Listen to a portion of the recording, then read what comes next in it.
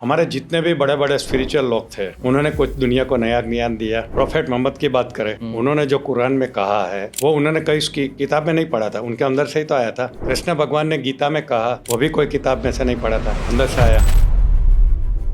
Law of attraction में जब हम विजुअलाइजेशन की बात करते हैं, क्योंकि आपने भी इसकी बात करी, सर मैं ऐसे कितने लोगों को जानता हूं जिनसे विजुअलाइज नहीं होता है। आप क्या समझते हो इससे, या हम गलत करते हैं? हर इंसान कर सकता है, उनकी गलत फहमी है कि वो नहीं कर रहा है। तो ये क्लैरिटी कैसे लेके आए? अब ज्यादातर क्या होते हैं कि गलत डिसीजन ले लेते हैं कैरियर का। मेरी बात करूं, दो लाइफ के इंपॉर्टेंट डिसीजन होते हैं, एक होता है सिलेक्टिंग योर और दूसरा होता है सिलेक्टिंग योर।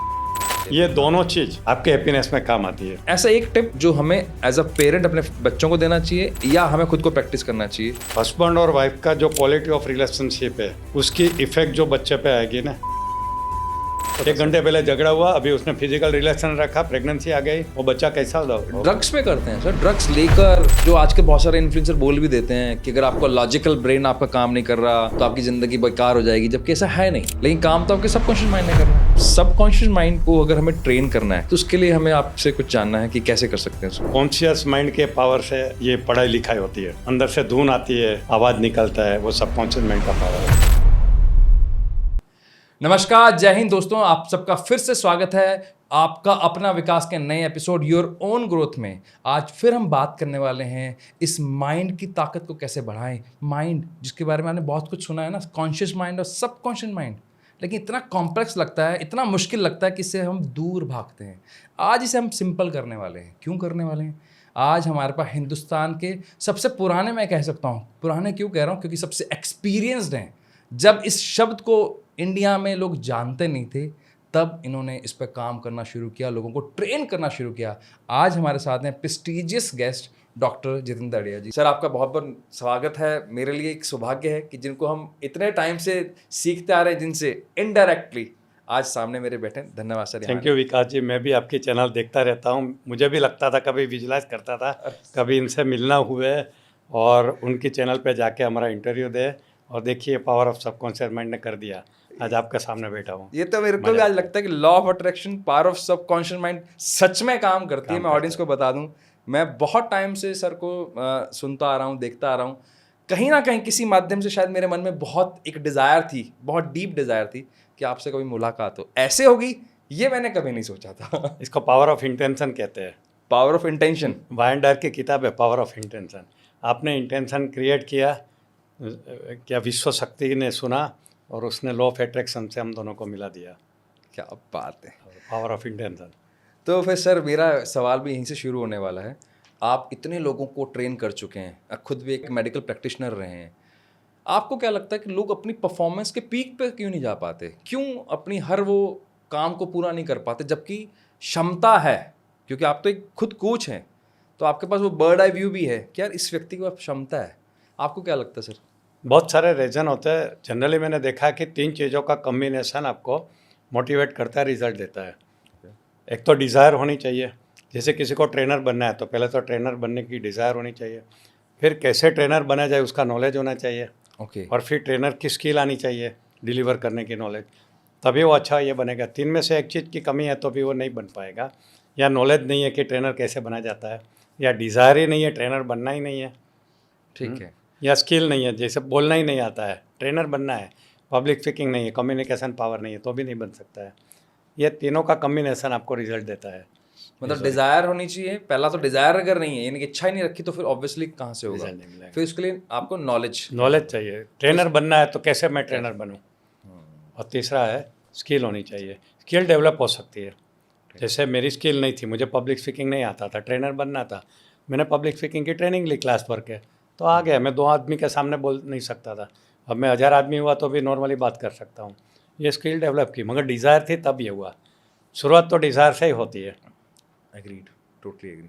सर 95% लोगों को अब इस वर्ड के बारे में पता है। मैं इसलिए बोल रहा हूँ क्योंकि सोशल मीडिया पे ना सबकॉन्शियस माइंड की बात बहुत हो रही है, माइंड प्रोग्रामिंग की बात हो रही है, लेकिन एक्चुअल कहानी ये है उतने ही उसके अगेंस्ट में स्ट्रेस, एंजाइटी बढ़ता जा रहा है। और ये मैं नहीं बोल रहा हूँ, WHO का स्टेटमेंट है, 72% भारतीय क्लिनिकल स्ट्रेस से गुजर रहे हैं। क्लिनिकल स्ट्रेस से ये ऑफ कोर्स। और डेलॉयट की एक रिपोर्ट है, वो भी बोलती है कि 56%, 56% इंडियन एम्प्लॉयज़ जो कॉर्पोरेट्स में वर्क कर रहे हैं, वो किसी न किसी तरह के तनाव से गुजर रहे हैं। बिल्कुल तो सही जब बात। इतना माइंड प्रोग्रामिंग पे बात हो रही है, तो क्या वो गलती कर रहे हैं ऐसी कि जिसकी वजह से उनको ये तनाव आ रहा है? आपको क्या लगता है? देखो, ये तनाव अलग चीज़ है, माइंड प्रोग्रामिंग अलग चीज़ है। ठीक है, माइंड की बात करें तो हमारे दो माइंड होते हैं, conscious mind and subconscious mind. ठीक है, subconscious mind is a programmable computer and conscious mind is a programmer.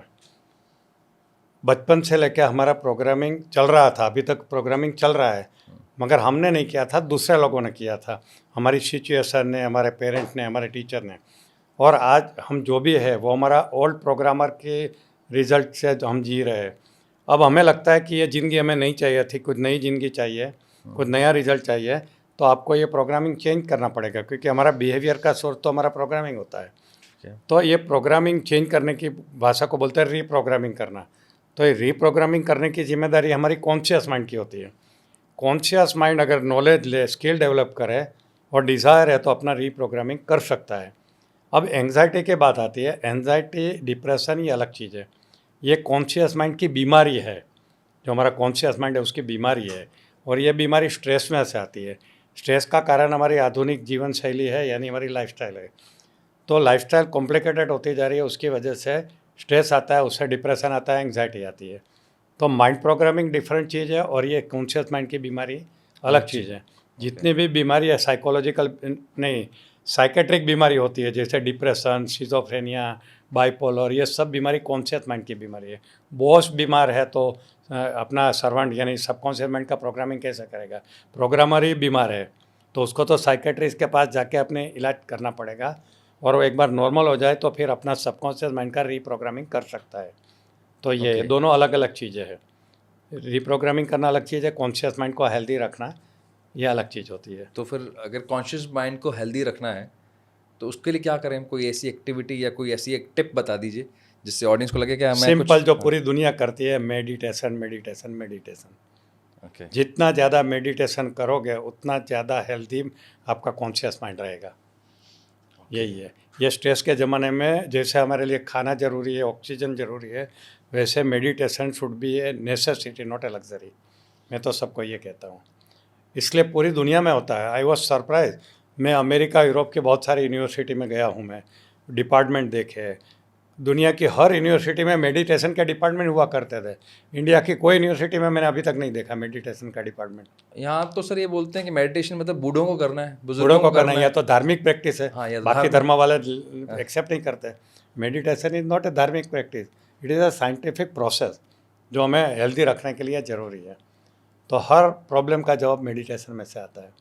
और अगर मैं मेडिटेशन की अगर आप क्योंकि आप इतना उसको बता रहे हैं, तो मेडिटेशन के बेनिफिट्स तो मैं मानता हूँ बहुत सारे हैं, लेकिन करना उतना ही सर मुश्किल है। तो कोई ऐसा बता सकते हैं जो आसान भी हो? क्योंकि अगर आधा घंटा ऐसे बैठना हो ना सर, विचार ऐसे आते हैं कि ऐसा लगता है भाई बस अब आंखें खोल दो, बंद होने के बाद ना सारी दुनिया सामने दिखने लग जाती है।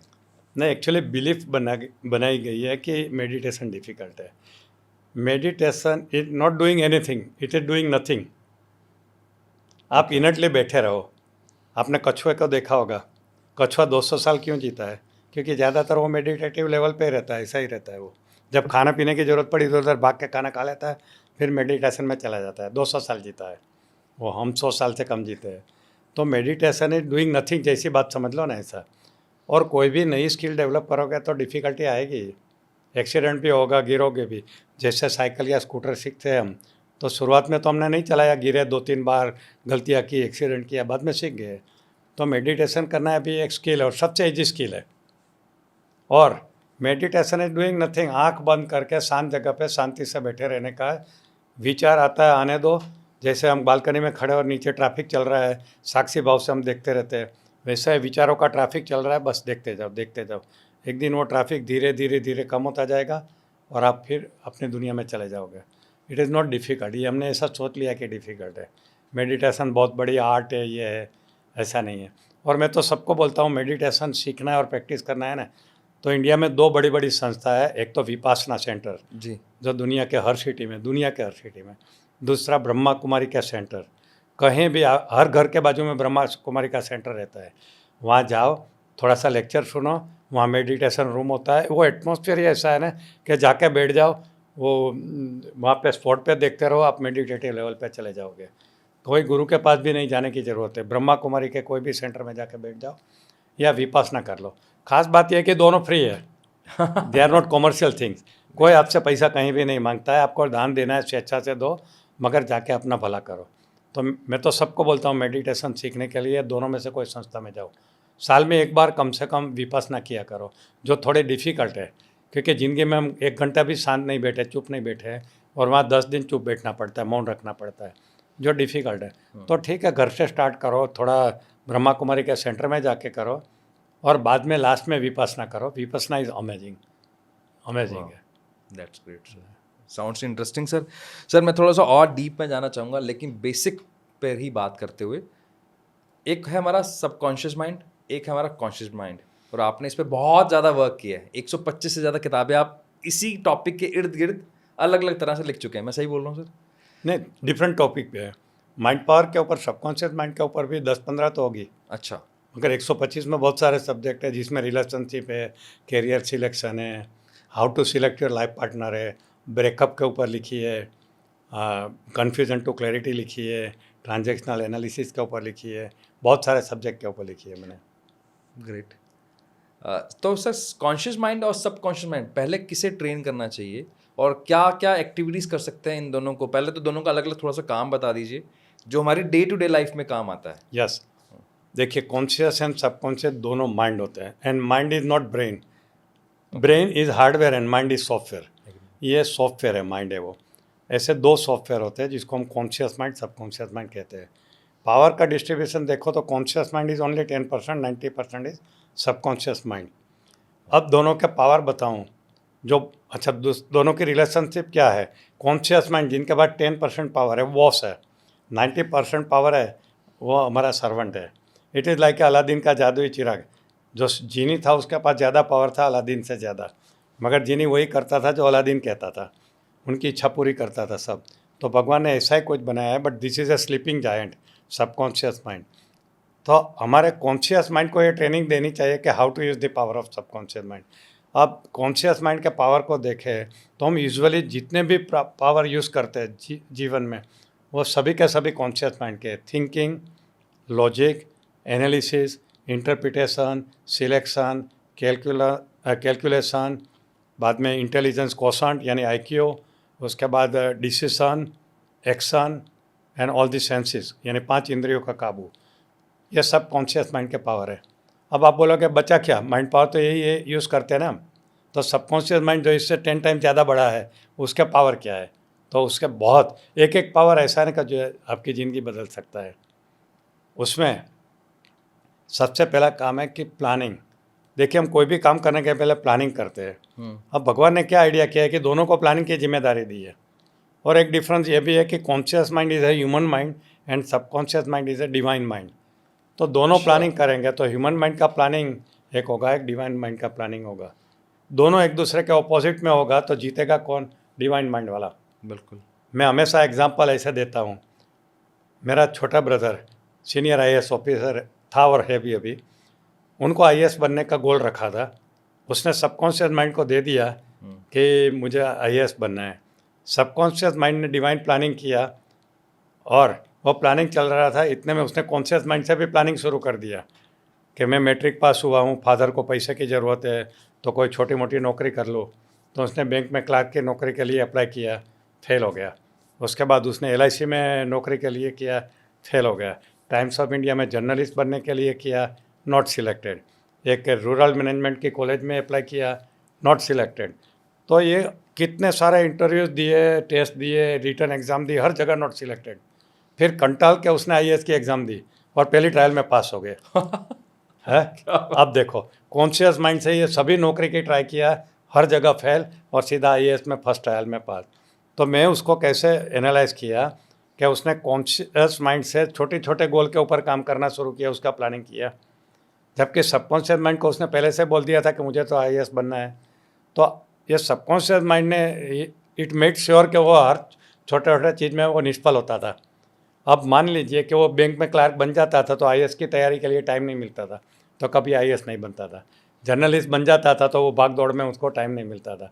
तो सबकॉन्शियस माइंड ने उसके हर ऐसे स्टेप को रोक दिया जो उनको आईएएस के ऐसे दूर लेके जाता था, और पहली ट्रायल में आईएएस पास करवा दिया।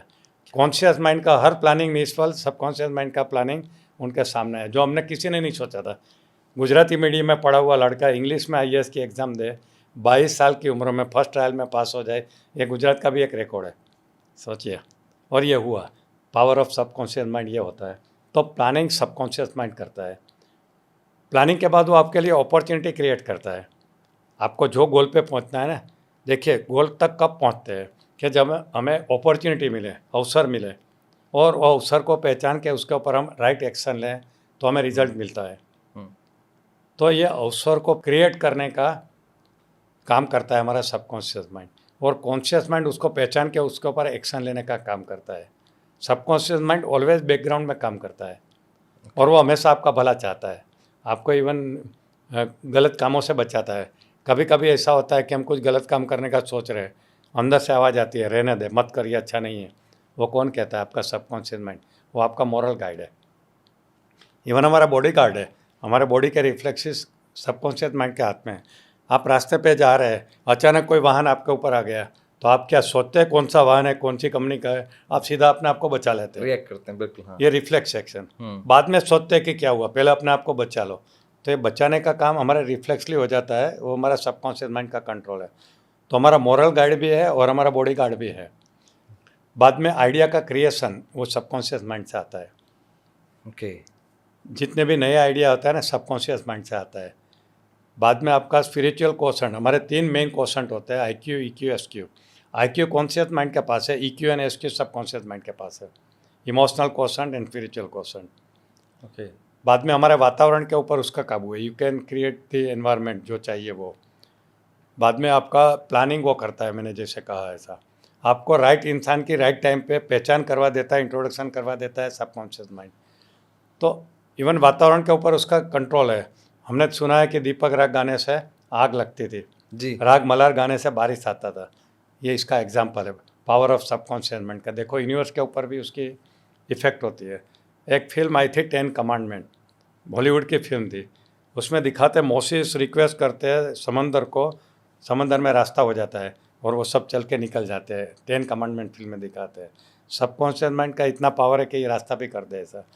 तो जितने भी माइटी पावर्स है ये सब सबकॉन्शियस माइंड के पास है, और फिर भी भगवान ने उसको हमारा कॉन्शियस माइंड का नौकर बनाया है। यानी कॉन्शियस माइंड जो चाहेगा वही काम करेगा सबकॉन्शियस माइंड। बस हमें चाहना सही थे कि हमें सही चाहत होनी चाहिए। और जब भी कोई गोल डिसाइड करते हैं तो ये सोचना है कि गोल मुझे मिलने के बाद मैं सुखी होऊंगा या दुखी होऊंगा। लोग ज़्यादातर क्या होता है कि बात जज्बात में आके कुछ भी गोल डिसाइड कर लेते हैं। अच्छा मैं पूछता हूँ क्या गोल है? 5,000 करोड़ कमाना है। अच्छा 5,000 करोड़ तो कहाँ इस्तेमाल करेगा बताओ? वो पता नहीं है। और नॉनसेंस, पता नहीं है कहाँ इस्तेमाल करेगा। तुम पेपर लेके बैठ और मुझे दिखाओ 5,000 करोड़ तुम कहाँ खर्च करेगा, तो क्यों भाग रहा है उसके पीछे? और फिर एक्सीडेंट होता है, गलत एंड आ जाता है। कितने ऐसे लोग हैं गलत कामों में पैसा कमाने लगते हैं, फंस जाते हैं। सुब्रतो रॉय का एग्जाम्पल है, आपको मालूम है? बिल्कुल, सहारा के जो फाउंडर जेल में, हाँ जेल में जाना पड़ा। राकेश झुनझुनवाला का एग्जाम्पल है, हेल्थ को निगलेक्ट किया, पैसे के पीछे भाग के। ऐसी गलती नहीं करनी चाहिए। तो हमें एक सही सोच के गोल डिसाइड करना चाहिए और प्लानिंग भी करना चाहिए। देखिए हम कहीं घूमने जाते हैं तो प्लानिंग करते हैं, बिजनेस करना है तो प्लानिंग करते हैं, हर चीज़ में हम प्लानिंग करते हैं, क्योंकि प्लानिंग के बाद जो काम करें उसका रिजल्ट अच्छा होता है। मगर जहाँ सबसे ज़्यादा प्लानिंग की ज़रूरत होती है, how to live this life, ये हमारी 100 ईयर्स की जर्नी, उसका कोई प्लानिंग करता ही नहीं है। किसी ने, आपने सुना है किसी ने 100 ईयर्स का लाइफ का प्लानिंग किया? मैं सिखाता हूँ वो मेरे वर्कशॉप में, क्या 100 ईयर्स का लाइफ का प्लानिंग कैसे करना है। और एक कहावत है, if you fail to plan you plan to fail. आप प्लानिंग करने में निष्फल होते हैं तो निष्फलता का प्लानिंग हो जाता है।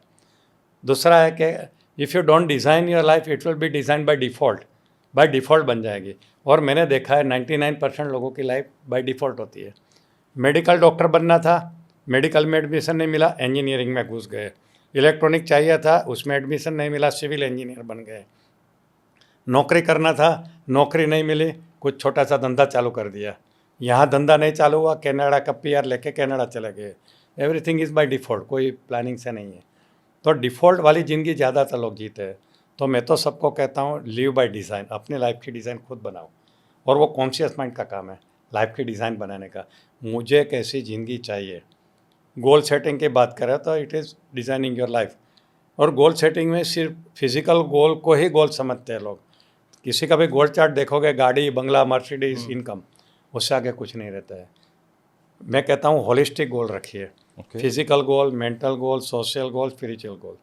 अगर चारों गोल नहीं रहा ना तो कहीं ना कहीं दुख में जाओगे। सिर्फ पैसे के पीछे भागोगे, राकेश झुनझुनवाला जैसा एंड हो सकता है, सुब्रटोरे जैसी लाइफ हो सकती है। ये मत करिए। तो परफेक्ट प्लानिंग अपना लाइफ का करेंगे जो कॉन्शियस माइंड करेगा। ओके। और फिर सबकॉन्शियस माइंड को ये प्लानिंग सौंप दीजिए, प्रोग्रामिंग कर दीजिए कि मुझे ऐसी ज़िंदगी जीनी है। सबकॉन्शियस माइंड अपने मेमोरी स्टोरेज में ये सब डेटा रख लेगा और आराम से लाइफ का प्लानिंग करेगा, आपकी लाइफ जीने का प्लानिंग करेगा।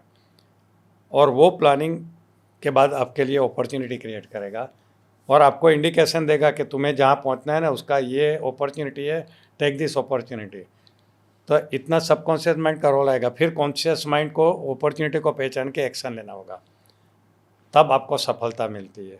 मगर लोगों को ये पता ही नहीं है, सबकॉन्शियस माइंड तो पता ही नहीं है। कॉन्शियस माइंड से सोचा पैसा कमाना है, कोई भी पहली अपॉर्चुनिटी आ गई, नेटवर्क मार्केटिंग आ गया, कोई छोटा मोटा बिजनेस आ गया, एक्साइट होके घुस गए, ज़्यादा सोचा नहीं, मेहनत किया, फेल हो गया, कोई दूसरी अपॉर्चुनिटी आई, ऐसे चलते रहते। सबकॉन्शियस माइंड का कोई रोल ही नहीं है। डिसाइड करो और काम शुरू करो। It is not like that. Decide करो, सबकॉन्शियस माइंड को अपना गोल दो, wait for some time, subconscious mind आपको इंडिकेशन देगा, वो काम के ऊपर करेंगे ना तो आपको रिजल्ट मिलेगा। This is how we should plan our life. ये पूरा एक विज्ञान है। इतना ब्यूटीफुली आपने इसको डिफाइन किया, कॉन्शियस और सबकॉन्शियस माइंड में इतना अच्छा कोरिलेशन है। बहुत अच्छा। वो कोरिलेशन में सीखना है कि how to correlate this thing, और उससे दोस्ती करनी चाहिए। देखिए बॉस एंड सर्वेंट है, दोनों बात नहीं करेंगे तो काम कैसे करेंगे। सर्वेंट को पता ही नहीं बॉस क्या चाहते हैं, बॉस को ये पता नहीं कि मेरे सर्वेंट के पास क्या एबिलिटी है, क्या पावर है, तो कैसे मिलेगा जबकि भगवान ने सबको दिया है। तो बॉस को पता होना चाहिए कि मेरा सबकॉन्शियस माइंड मेरे लिए ये काम कर सकता है। फिर वेल थॉट काम उनको दो कि तुझे इतना काम करना है, बाकी मैं कर लूँगा, तुम करो। तो ऐसा सबकॉन्शियस माइंड को देंगे ना, देना यानी प्रोग्रामिंग करना, इसकी एक प्रोसीजर होती है। तो प्रोग्रामिंग कर दो, रिजल्ट मिलेगा। और हमें जो रिजल्ट मिलता है वो हमारा सबकॉन्शियस माइंड का प्रोग्रामिंग का ही रिजल्ट होता है। अगर हमारे जीवन में सुख नहीं है, शांति नहीं है, सफलता नहीं है, तो your subconscious mind is wrongly program. इसको पहले प्रोग्रामिंग ठीक करो, तब ये सब कुछ धीरे धीरे आ जाएगा। ऐसा होता है ये विज्ञान। मतलब मैं बहाने नहीं मार सकता अब कि अगर मान लो किसी की लाइफ में अच्छा रिलेशनशिप नहीं है, अगर वो पैसा नहीं कमा रहा, हेल्थ उसकी अच्छी नहीं है, तो उसका रीज़न ये है कि उसने अपने सबकॉन्शियस माइंड को गलत तरह से ट्रेन किया है। और क्योंकि सबकॉन्शियस माइंड का प्रोग्रामिंग बाय डिफ़ॉल्ट हुआ है, बाय डिफ़ॉल्ट हुआ है। उनकी लाइफ बाय डिफ़ॉल्ट बनी है, बाय डिज़ाइन नहीं बनी है। ये तो मैं एग्री करता हूँ सर इस बात पे। डेटा पे भी बात करूँ तो डेटा भी यही कहता है, और सच में ऐसा है कि लगभग 97% लोग बाय डिफ़ॉल्ट ही चलते हैं, जिंदगी जी लेते हैं, पूरी जिंदगी जीते हैं और और कोई निशानी छोड़ के नहीं जाते। ज़्यादातर 99% लोग पृथ्वी पे क्या निशानी छोड़ के जाते हैं, एक बीवी, 2 बच्चे, उसके अलावा कुछ नहीं। वो धीरूभाई अंबानी नहीं बनते, वो अमिताभ बच्चन नहीं बनते। बहुत इंपॉर्टेंट सर। ऐसा। जब आप मुझसे बात ये बता रहे थे ना, तो क्योंकि देखो सर मेरा काम तो है फिंगर टिप पढ़ना या पीक परफॉर्मेंस पे काम करना, तो मुझे ये समझ में आया कॉन्शियस ब्रेन यानी कि हम कह सकते हैं कि लेफ्ट ब्रेन की बात हो रही मोस्टली। ये इसमें कंट्रोवर्सी है, लेफ्ट ब्रेन राइट ब्रेन। ऐसा कुछ लोगों ने बोला, ऐसा कुछ होता नहीं है। एक लॉजिकल ब्रेन होता है, एक क्रिएटिव ब्रेन होता है। तो लॉजिकल ब्रेन है, या इसको हम कॉन्शियस माइंड कहेंगे, क्रिएटिव माइंड को सबकॉन्शियस माइंड कहेंगे। मैं एक दूसरी चीज़ पैसा कमाने के लिए कहता हूँ, आपने शायद नहीं सुनी होगी। एक मजदूर है, कंस्ट्रक्शन साइट पे काम कर रहा है, उसको रोज का 300 रुपया मिलता है। वो कैसे कमा रहा है? अपनी शरीर की शक्ति का उपयोग करके कमाता है। एक प्रोफेसर है जो कॉलेज में प्रोफेसर है, वो महीने का 90,000 कमा रहा है, तनख्वाह है उनकी, रोज का 3,000 हुआ। कैसे कमा रहा है? अपना नॉलेज बेच रहा है। नॉलेज बेच के, ठीक है। ये जो मजदूर है वो सिर्फ शरीर की शक्ति से कमा रहा है 300 रुपया, ये उससे 10 टाइम्स कमा रहा है नॉलेज बेच के। अहमदाबाद में एक डॉक्टर है विक्रम शाह, ये नी रिप्लेसमेंट की सर्जरी करते हैं, 4-5 हज़ार एक रिप्लेसमेंट का चार्ज करते हैं। ऐसे इजी कैलकुलेशन के लिए ऐसा सोचो कि उनको 2 लाख रुपया उनको मिलता है, बाकी हॉस्पिटल को जाता है। वैसे खुद की हॉस्पिटल है मान लो, तो एक ऑपरेशन का वो 2 लाख कमाते हैं, ठीक है। और वो रोज़ का 25 ऑपरेशन करते हैं। मैं उनके कितने ऑपरेशन अटेंड किए हैं, मेरे जितने भी रिलेटिव का नी रिप्लेसमेंट होता है, मैं बाजू में खड़ा रहता हूँ, देखता हूँ। वो 8.5 मिनट में रिप्लेसमेंट करता है, 8.5 मिनट में एक, और 25 करते हैं, मगर कैलकुलेशन ईजी करने के लिए मैं बोलूँ 20 ऑपरेशन करते हैं। 2 लाख रुपया एक ऑपरेशन का। एक रोज का करोड़ कितना हुआ? साठ लाख हो गया। 40 लाख रुपया। प्रोफेसर कितना कमाता है रोज का? 3,000। ये विक्रम साहा कितने कमाता है रोज का? 40 लाख 40 लाख रुपया। किससे कमा रहा है? Knowledge and skill. बहुत बढ़िया। तो पैसा कमाने के लिए सिर्फ शरीर की शक्ति का उपयोग मत करिए, 2 वक्त की रोटी मिलेगी। उससे ज़्यादा कमाना है तो अपना नॉलेज बेचिए, उससे भी ज़्यादा कमाना है तो अपने नॉलेज एंड स्किल का कॉम्बिनेशन बेचिए। मगर मार्क जुकरबर्ग ने और एलन मस्क ने कितना कमाया कितने समय में? उसका डेली का इनकम गिन लो, उसको कहाँ से पैसा मिला? आइडिया से। आइडिया से। फेसबुक का आइडिया मार्क जुकरबर्ग को यंगेस्ट मिलियनर बना दिया। तो सबसे ज़्यादा पैसा कमाना है तो आइडिया से आता है। एक आइडिया जो बदल दे जिंदगी। आइडिया कहाँ से आता है? सबकॉन्शियस माइंड से आता है। आइडिया की फैक्ट्री वहाँ पे रहती है। एक मजाक की बात करूँ, मेरी सरनेम अढ़िया है ना, अनयूजुअल है, बोलना नहीं आता लोगों को। नॉन गुजराती तो को बहुत तकलीफ होती है। तो मैं महाराष्ट्र में था तो अढ़िया का वो अढ़िया बोलते थे, ड्रॉ बोलना नहीं आता था। फिर धीरे धीरे आइडिया हो गया तो मेरा नाम फेमस हो गया था, डॉक्टर आइडिया, अढ़िया के बदले। और सही बात है, मुझे सुबह उठता हूँ और बहुत सारे आइडियाज़ आते हैं ऐसा। तो मैं यही कहता हूँ कि अगर ज़्यादा पैसा शॉर्ट टाइम में कमाना है ना तो focus on creating new idea, है ना। आइडिया से ज़्यादा पैसा मिलता है। नॉलेज एंड स्किल भी भूल जाओ। आइडिया कब आएगा? जब आपकी सबकॉन्शियस माइंड से दोस्ती होगी, क्योंकि आइडिया का प्रोडक्शन सबकॉन्शियस माइंड के पास होता है। तो सबकॉन्शियस माइंड से दोस्ती करोगे और जितना ज़्यादा कॉन्शियस माइंड को लो रखोगे उतना सबकॉन्शियस माइंड ज़्यादा आइडिया देगा। और कॉन्शियस माइंड को लो रखने का काम है मेडिटेशन।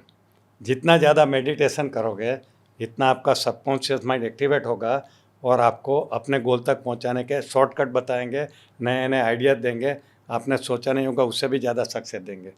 ये फॉर्मूला समझने जैसा है। ये मुझे ना आज के ट्रेंड के हिसाब से जो आपने एग्जांपल दिया ना, मैं इसको और मुझे इंटरेस्टिंग एग्जांपल आ रहा है। जैसे चैट जीपीटी है सर, एआई बेस्ड है। अब एआई बेस्ड को अगर मैं उसको पकड़ लूँ वो सबकॉन्शियस माइंड है, लेकिन मेरे कॉन्शियस माइंड के हिसाब से मैंने उससे सवाल पूछा, वो अथाह समंदर है, लेकिन जितनी मेरे कॉन्शियस माइंड को नॉलेज थी मैंने सवाल पूछा उतना आया। एक आपने पूछा अपने तरीके से, आपके कॉन्शियस माइंड के पास बहुत ज़्यादा नॉलेज थी तो आपको वैसा आंसर मिला। गौरव ने अपने हिसाब से पूछा, बाकी लोगों ने अपने हिसाब से पूछा। यानी कि अगर आपका कॉन्शियस माइंड को आप ढंग से ट्रेन कर लो तो सबकॉन्शियस माइंड से वो निकाल सकते हो बिल्कुल, जो बड़ा समंदर ही है। आपको उस आइडिएशन तक ले जाए जो आपको करोड़पति अरबपति हर तरह से बना सकता है। मैं सही कह रहा हूँ? बिल्कुल। एक और आपको मैं बात कहता हूँ, हमारे जितने भी बड़े बड़े स्पिरिचुअल लोग थे उन्होंने कुछ दुनिया को नया ज्ञान दिया। प्रोफेट मोहम्मद की बात करें, उन्होंने जो कुरान में कहा है वो उन्होंने कहीं उसकी किताब में नहीं पढ़ा था, उनके अंदर से ही तो आया था। कृष्ण भगवान ने गीता में कहा, वो भी कोई किताब में से नहीं पढ़ा था, अंदर से आया।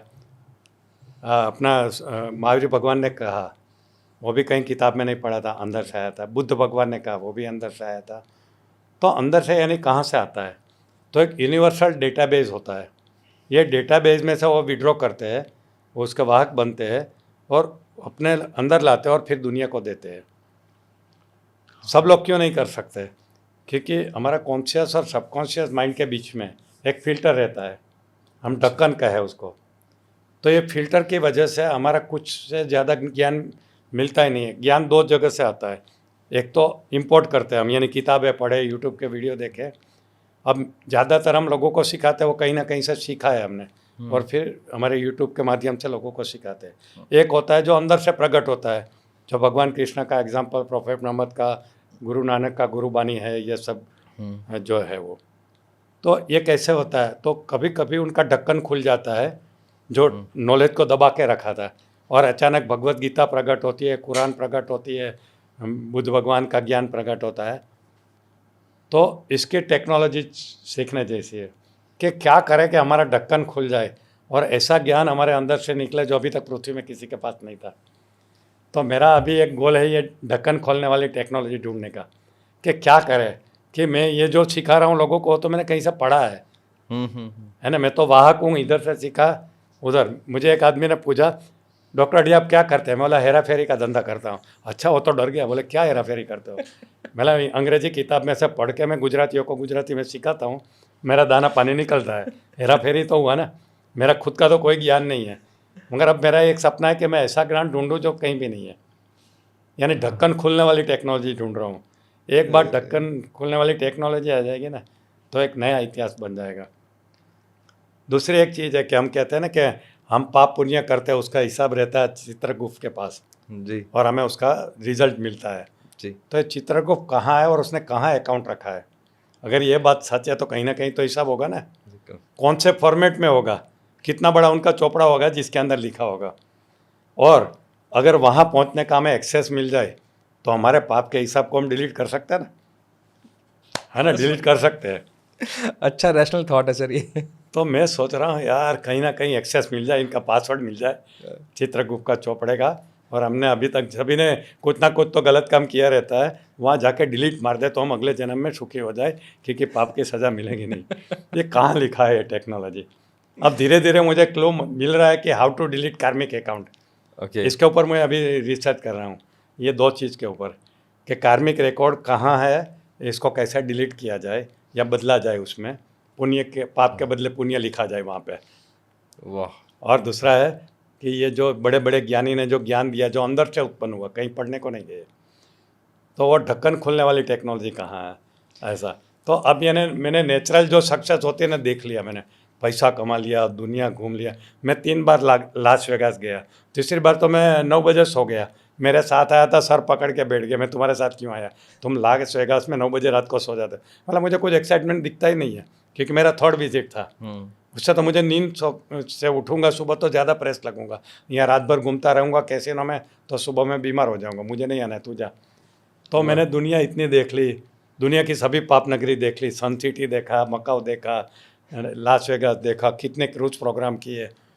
तो अब वो चीज़ का मुझे ये नहीं रहा, अब तो मुझे ये सब चीज़ों में इंटरेस्ट पड़ा है कि ये ढक्कन कैसे खोलना है, कर्मिक अकाउंट को कैसे डिलीट करना है, ऐसी चीज़ें जो किसी ने नहीं की है, ऐसी चीज़ें। और कहीं ना कहीं मिलेगी, वो इंटरनेट पे नहीं मिलेगी, वो अंदर से ही आती है वो सब चीज़ें। हम भी थोड़े से लालची तो हैं, आज आपसे कुछ ना कुछ तो लेके जाएंगे यहाँ से, आपसे जो मिल रहा है। अब कॉन्शियस माइंड को कैसे ट्रेन करना है मुझे लगता है हम उस पर भी बात करेंगे। लेकिन सर आज के रिसेंट टाइम में भी ना ए.आर. रहमान के लिए बोला जाता है कि वो धुन बनाते नहीं हैं, जो आपने बात बोली ना, वो भी ढक्कन खोलते हैं और धुन उतार लेते हैं यूनिवर्सल डेटा से। सभी खुद भी बोलते हैं, सभी क्रिएटर ने किया है। बीथोवन करके एक ऑर्केस्ट्रा वाले थे, नाम सुना है आपने? बीथोवन, उसने अपनी बेस्ट ऑर्केस्ट्रा कब बनाई? वो बेहरा होने के बाद बनाई, जो खुद सुन नहीं सकता था। ये मुझे नहीं पता था। यस, गूगल कर लेना। बीथोवन नाम के एक संगीतकार, जैसे ए.आर. रहमान है, उन्होंने अपनी बेस्ट ऑर्केस्ट्रा बनाई थी, तब वो बेहरा था। क्या बात है, पावर ऑफ सबकॉन्शियस माइंड होता है ये सब कुछ। लता मंगेशकर की बात करें जी, कितनी पढ़ी लिखी है? ज़्यादा क्वालिफाइड नहीं थी वो, कितनी तो भी शायद 4th या 5th, मतलब मैं श्योर नहीं हूँ सर। एक ही दिन स्कूल में गई थी। अच्छा, एक ही दिन गई थी लाइफ में, और कितना बड़ा क्रिएशन किया, कितना बड़ा क्रिएशन किया। कॉन्शियस माइंड के पावर से ये पढ़ाई लिखाई होती है, ये अंदर से धुन आती है, आवाज़ निकलता है, वो सबकॉन्शियस माइंड का पावर है। इंटरेस्टिंग। श्रीदेवी कितनी पढ़ी है सोचो? सर एक दिन भी नहीं, स्कूल में गई नहीं कभी, गूगल करके देख लो। और यहाँ हम 1.5 लाख रुपए फीस दे रहे हैं सर, हाँ जी? 1.5 लाख रुपए फीस दे रहे हैं बच्चों की। वही तो बोल रहा हूँ। और जबकि हम क्या कर रहे हैं, मतलब ये तो बहुत बड़ा ब्लंडर हो गया कि मैं स्कूल भेजना ना भेजना तो चलो अपनी अपनी चॉइस हो सकती है, लेकिन हम इतना बड़ा मोटा पैसा लगा रहे हैं उसके कॉन्शियस ब्रेन को ट्रेन करने के लिए, जो कि सिर्फ 10% है। स्कूल कॉलेज का एजुकेशन कॉन्शियस माइंड की ही ट्रेनिंग है, how to think, how to use logic, how to analyse, how to interpret, how to make decision, ये सब चीज़ कॉन्शियस माइंड की ट्रेनिंग है। मेरे ग्रैंड चिल्ड्रन जो स्कूल में पढ़ते हैं, साल की 3 लाख फीस है, 3 लाख। और मैं मेडिकल की स्टडी किया, 5 साल का मैंने टोटल 3,000 फीस में मैं डॉक्टर बना हूँ MBBS में। स्कूल में तो मैं 4 आना फीस हुआ करती थी, 1 रुपये का चौथा भाग स्कूल में। गुजराती मीडियम में पढ़ा हूँ और दुनिया के ऊपर इतना अच्छा इन्फ्लुएंस कर सका हूँ। मैं तो बोलता हूँ स्कूल का, मेरा भाई जो IAS है वो भी सरकारी स्कूल में गुजराती मीडियम में पढ़ा है और मोदी साहब के साथ 18 ईयर्स 1-to-1 काम किया है। आज भी मोदी साहब जो सबसे इंडिया में किसी को ट्रस्ट करते हैं तो मेरे ब्रदर को करते हैं। ग्रेट। स्कूल यानी स्कूल का कुछ रोल नहीं है, ऐसा नहीं है, बट सिर्फ स्कूल ही आपका फ्यूचर बना सकती है ऐसा नहीं है। मैं आपकी बात से ना बहुत रेजोनेट कर सकता हूँ, क्योंकि जब जिस टेक्नोलॉजी को हम यूज़ करते हैं हमारे हिसाब से ये आपका लॉजिकल ब्रेन है, this is the frontal cortex of left brain, ये आपका टेम्पोरल लोब है। इन दोनों को मिला दें तो IQ बनता है। और अगर पूरा स्कूल सिर्फ इसी पे फोकस कर रहा है तो बिना IQ वाले, जो आज के बहुत सारे इन्फ्लुएंसर बोल भी देते हैं कि अगर आपका लॉजिकल ब्रेन आपका काम नहीं कर रहा तो आपकी ज़िंदगी बेकार हो जाएगी, जबकि ऐसा है नहीं है। लॉजिकल ब्रेन का काम सिर्फ आपको सपोर्ट देना है कि सही सवाल पूछ सको या सही तरह से काम कर सको, लेकिन काम तो आपके सबकॉन्शियस माइंड ने करना है। आप तो DMIT में काम करते हैं ना, तो आपने होवर्ड गार्डनर का नाम सुना होगा, बिल्कुल सुना है सर। जिसने मल्टीपल इंटेलिजेंस थियरी बनाई है। जी सर। कि आप कहते हो कि इसका IQ अच्छा नहीं, यानी कि आपका बच्चा बुद्धू है, वो अभी गलत साबित हुआ है। जी। There are 9 types of intelligence बिल्कुल and 5 types of quotient, IQ, EQ, SQ, AQ and CQ, जी सर। ऐसा रहता है। तो अभी लोगों को ये कंसेप्ट ही पता नहीं है कि मेरा बच्चा पढ़ने में अच्छा नहीं है तो लगता है ज़िंदगी में कुछ नहीं कर पाएगा। अरे तेंदुलकर बनेगा या रहमान बनेगा, आइंस्टाइन बढ़ेगा। साइंटिस्ट बनने के लिए बेसिक क्वालिफिकेशन चाहिए, जो आइंस्टाइन का नहीं था, उसको स्कूल से भगा दिया गया था इडियट करके, उनका IQ सही नहीं है, और दुनिया का बेस्ट साइंटिस्ट बना।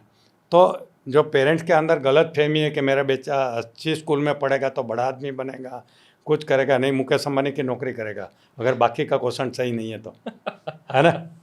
बड़ी MBA की डिग्री लेगा IIM से जाके या MIT से लेकर, और बाद में मुकेश अंबानी की नौकरी करेगा जिंदगी भर। और चीज़ के बारे में सोचना चाहिए हमें। बहुत बढ़िया सर। फिर मुझे एक मेडिटेशन हमें करना चाहिए तो कितनी देर करना चाहिए आपके हिसाब से एक दिन में?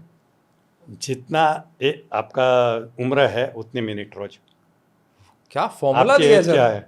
मेरी 42 है सर। तो डेली 40 मिनट करो मेडिटेशन। अरे क्या फॉर्मूला है सर? सिंपल फॉर्मूला है। That's great, wonderful. जितना एज, जितना ईयर्स की उम्र है, इतना मिनट का मेडिटेशन, सिंपल है। और आपके हिसाब से आप सिर्फ आंखें बंद करके बैठ जाओ, बैठे ही रहो, धीरे धीरे ट्रांस में चले जाओगे। अभी जाऊंगा, अभी जाऊंगा, क्यों नहीं जा रहा हूँ ये सोचोगे तो कभी नहीं जाओगे। ठीक है। साक्षी भाव से सब कुछ देखते रहो, आपके विचार आएंगे, विचार को देखते रहो, बॉडी में से कुछ सेंसेशन आएगा, पाँव में दर्द होगा। अभी मैं ऐसा बैठा हूँ, थोड़ी देर में पाँव में दर्द शुरू होगा तो मैं बदल लूँगा, फिर थोड़ी देर डिस्टर्ब हो जाऊंगा, फिर बैठूंगा, थोड़ी देर में फ्लोट करूंगा, पानी के अंदर जैसे फ्लोट करते हैं ना, पड़े रहते हैं, ऐसे फ्लोट करूंगा, फिर डिस्टर्ब हो जाऊंगा, कोई आवाज़ आई, फिर चला जाऊंगा। धीरे धीरे ट्रायल एंड एरर करते करते आपको आदत हो जाएगी ट्रांस में।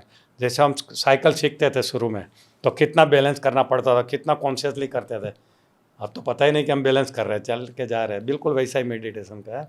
Meditation is a skill which can be mastered bye practice only, और कुछ नहीं, बस प्रैक्टिस करो। मज़ा आ गया सर। और मेडिटेशन कोई बड़ी चीज़ नहीं है, लोगों को इतना बड़ा इन्होंने बना दिया है कि कुछ सोचो ही मत।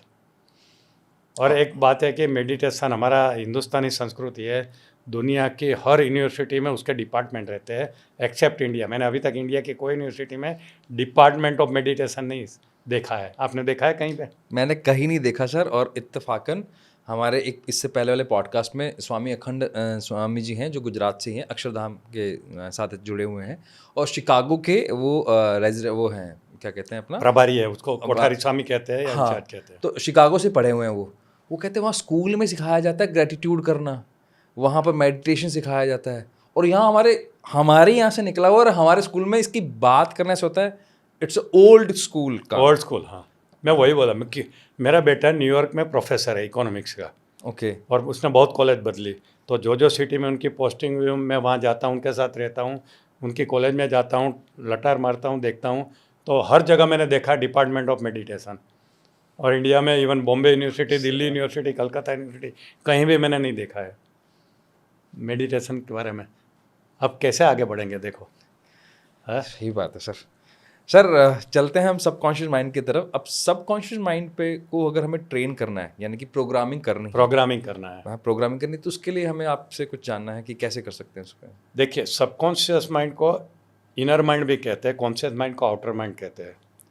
तो आउटर माइंड से इनर माइंड तक जाना है तो हमें जर्नी करनी पड़ेगी, और वो जर्नी को कहते हैं इनर जर्नी, ओके, जिसको हम अभी जो बात कर रहे थे वो मेडिटेशन है, ठीक है। और दूसरा है रिलैक्सेशन।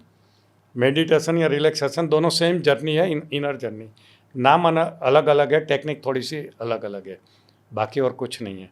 तो सबसे पहले तो सबकॉन्शियस माइंड से दोस्ती करने के लिए डेली उनको मिलने को जाओ, हाय हेलो करो। तो थोड़ी देर चुपचाप शांति से बैठे रहो, मौन रख के। धीरे धीरे आपकी दोस्ती बढ़ती जाएगी। फिर धीरे धीरे एक फिक्स टाइम पे जाओ, बढ़ती जाएगी।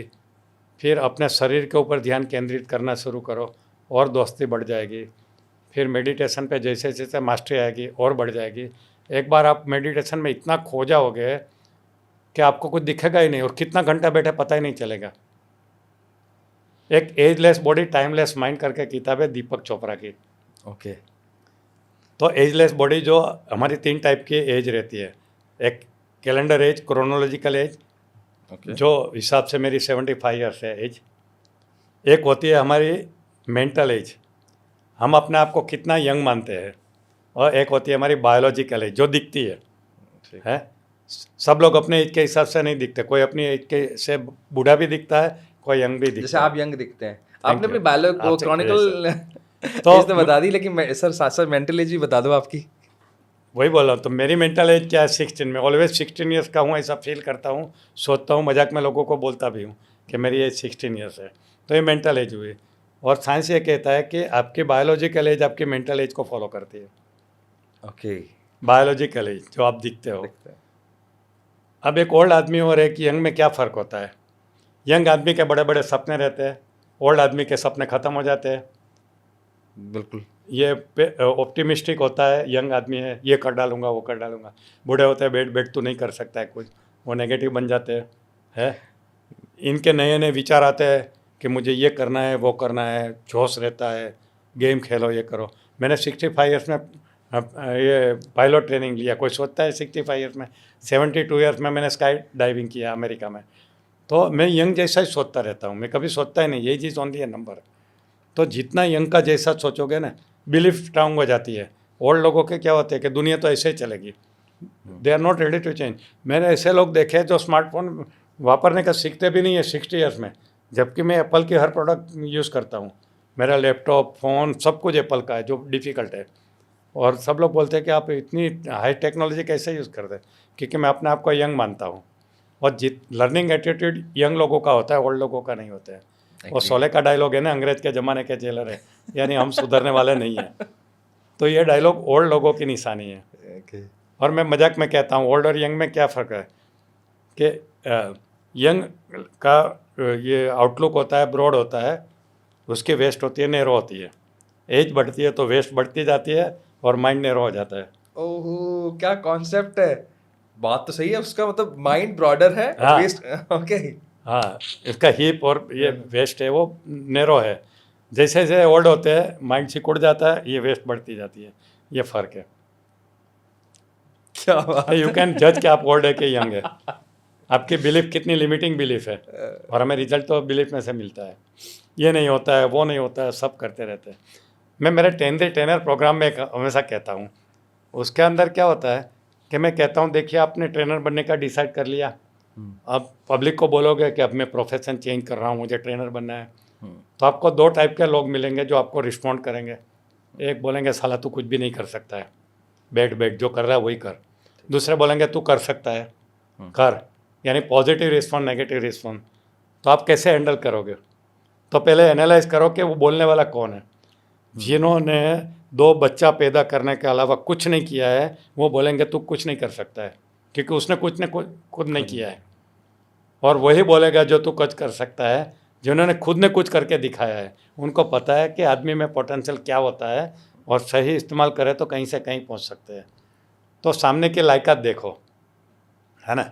आपको बड़ा बिजनेसमैन बनना है, और आपके फादर को पूछोगे कि मैं एक नया बिजनेस स्टार्ट कर रहा हूँ, मेरे बड़े बड़े सपने, और आपके फादर ने ज़िंदगी भर नौकरी किया है, तो क्या आपको बोलेंगे जा धीरू भाई अंबानी बन जा? वो आपको नौकरी में ही फंसा देंगे, नौकरी में ही। अरे सरकारी नौकरी ले रहे, इसके अच्छा कुछ नहीं है, सिक्योरिटी मिलेगी, ये करेगी। आप गलत जगह एडवाइस लेने को जाते हैं। जिन्होंने ज़िंदगी भर नौकरी किया है उसको पूछोगे कि मैं बड़ा उद्योगपति कैसे बनूंगा। बड़ा उद्योगपति बनना है तो मुकेश अंबानी की, गौतम अदानी की एडवाइस लो, या जिन्होंने कुछ किया है बिजनेस उसकी लो। तो ये होता है। नॉर्मली लोग यही गलती करते हैं कि सवाल सही है या नहीं, वो तो बात की बात है, पूछते ही गलत व्यक्ति से। हाँ, किससे एडवाइस ले रहे हो वो इम्पोर्टेंट है। बहुत ऐसा ज़रूरी है सर, बहुत ज़रूरी है सर। जैसे मुझे दो चीज़ें समझ में आई अभी तक कि एक तो मेडिटेशन कंपलसरी है, वो उतना जितना आपकी एज है, कम से कम उतने मिनट। दूसरा रिलैक्सेशन, नहीं, सेम है both, Same both are inner journey, relaxation inner inner journey. Journey. ठीक है, अब ये तो हो गया मैं जिससे सबकॉन्शियस माइंड को अपने प्रोग्राम कर सकता हूँ।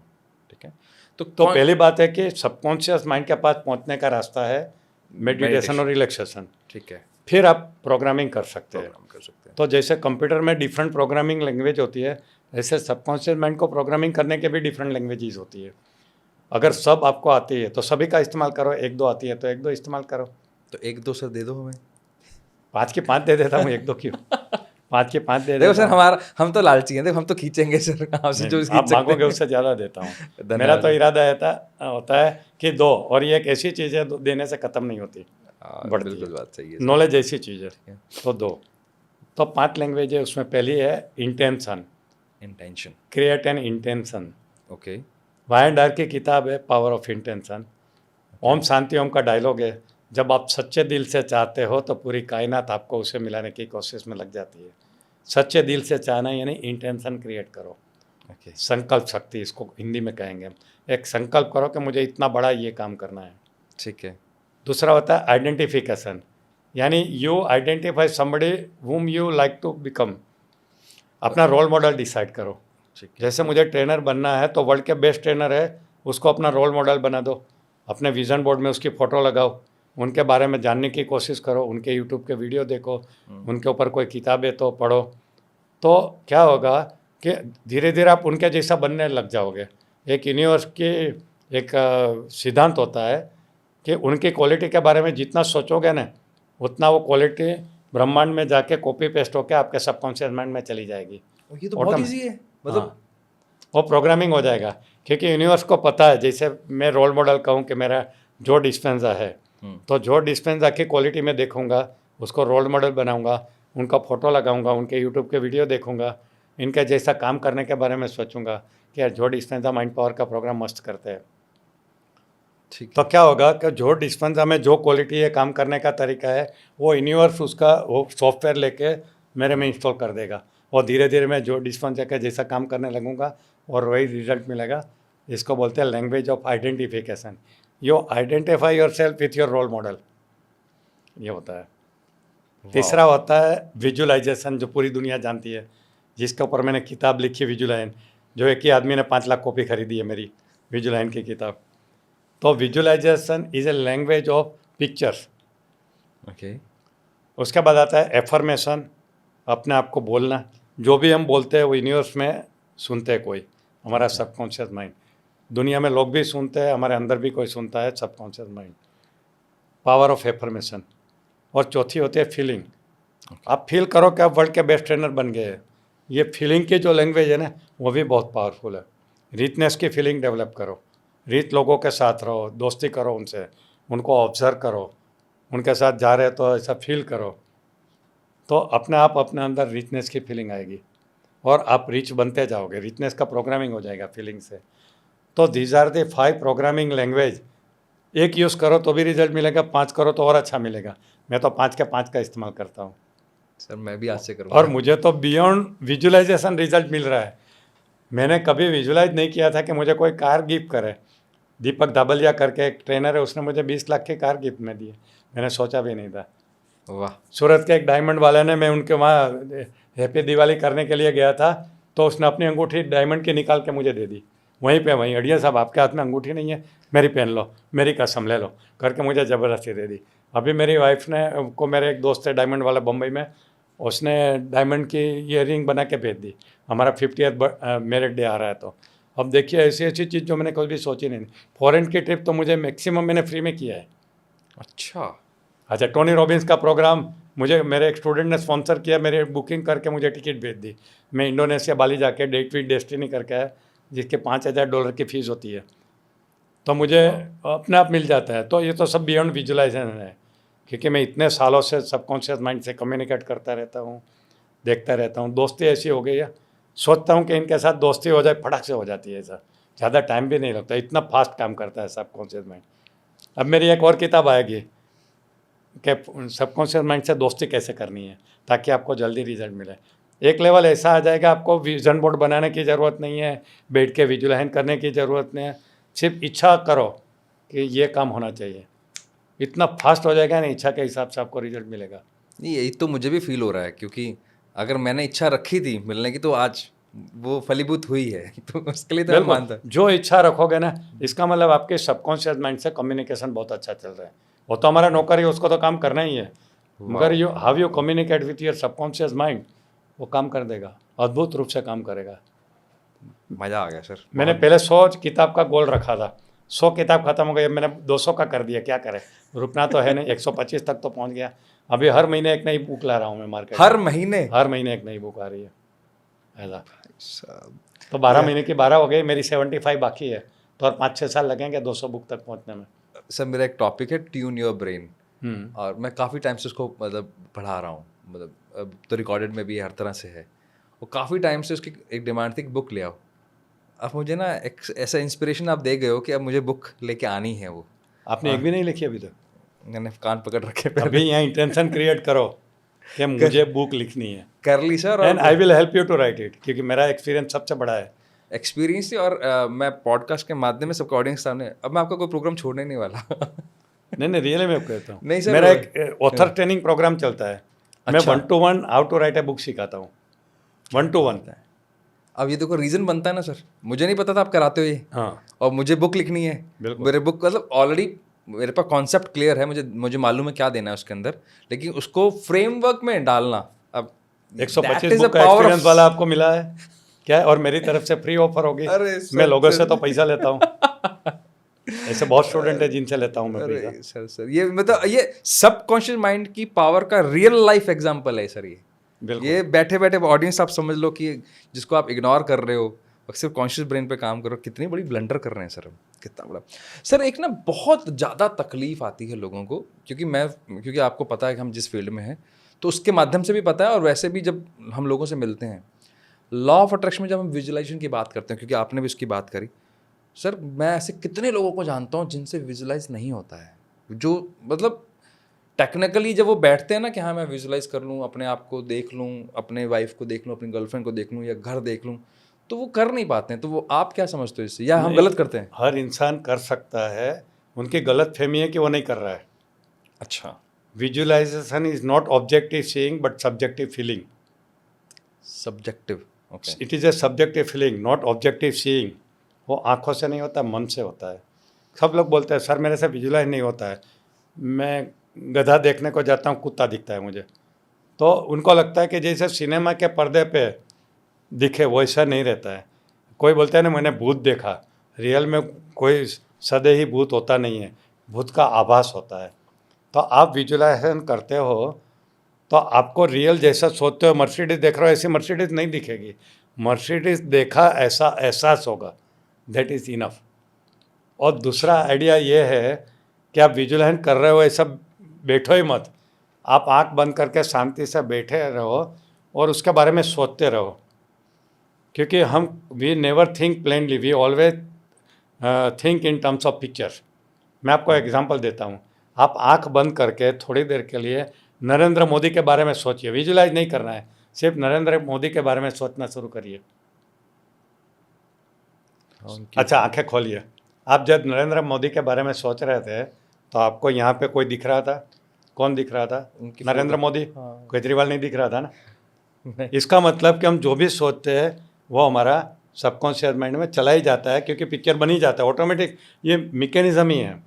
एक और मैं आपको ब्रह्मास्त्र सिखाता हूँ। जो आपके लिए सबसे बड़ा सपना है ना, उसके बारे में कम से कम रोज 1 घंटा निकाल के उसके बारे में सोचना शुरू करिए। जो सपने के बारे में, उसके बारे में। हाँ, कि मैं ऐसी किताब लिखना चाहता हूँ जो 1 साल में मिलियन कॉपी बिके। डेली 1 घंटा उस किताब के बारे में सोचना शुरू करिए, पूरी कायनात आपको वो करवा देगी। देखो, जो विचार को आप बार बार यहाँ पे घुमाते हो ना, उसके ऊपर सबकॉन्शियस माइंड जल्दी काम करता है, डेफिनेट रिजल्ट देता है। ये टेक्निक भूल जाओ, visualisation, relaxation, conscious mind, subconscious mind, सिर्फ एक विचार को पकड़ लो जो आपका सबसे बड़ा सपना है।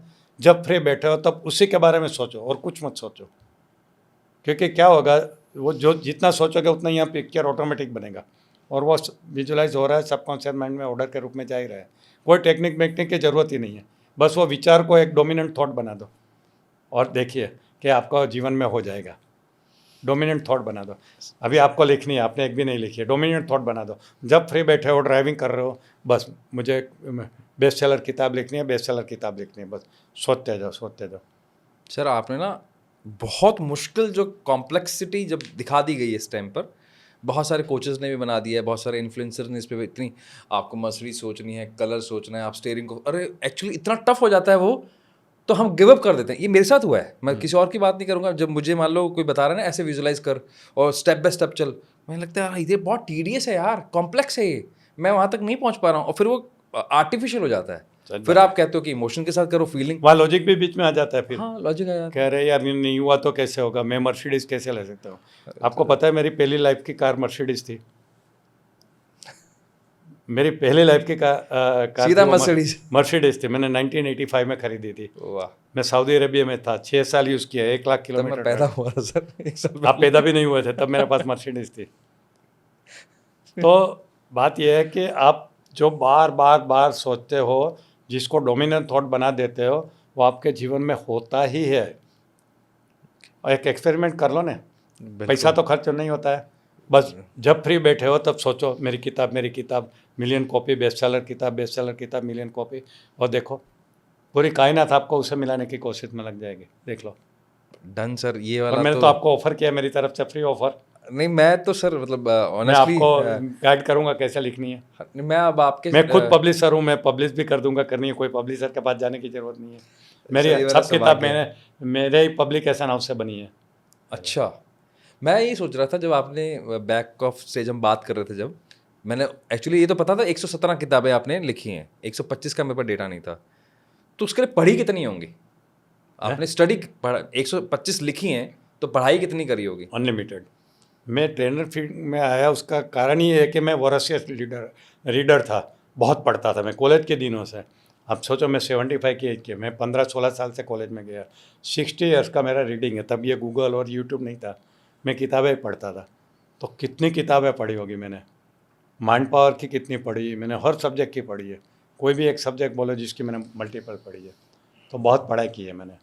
तो जो इनपुट गया वो बाहर आ रहा है, मुझे ज़्यादा सोचना भी नहीं पड़ता, अंदर हमारे लाइफ के एक्सपीरियंस, वो नॉलेज सब काम आ रहा है। तो इसलिए इतनी किताबें आती है फटाफट। एक बैक स्टेज सर हम एक बात कर रहे थे, वो है तो सबकॉन्शियस माइंड से रिलेटेड ही, लेकिन वो प्रैक्टिकल लाइफ में कैसे यूज़ करना है। जैसे जब आपने काम शुरू किया, आप थे मेडिकल फर्टिलिटी से, आपने उस एज में जब काम शुरू किया जब इस वर्ड को कोई नहीं जानता था, सब ना माइंड पावर को कोई बात ही नहीं करता था कोई नहीं, उस टाइम पे ना गूगल था ना फेसबुक था, फिर आप पहुंचे कैसे? एक घर से दूसरे घर तक कैसे पहुंचे फिर आप? मैं देखिए पहली बात यह है कि मैं वॉरेशियस रीडर था, नई नई किताबें खरीद के लाता था, पढ़ता था।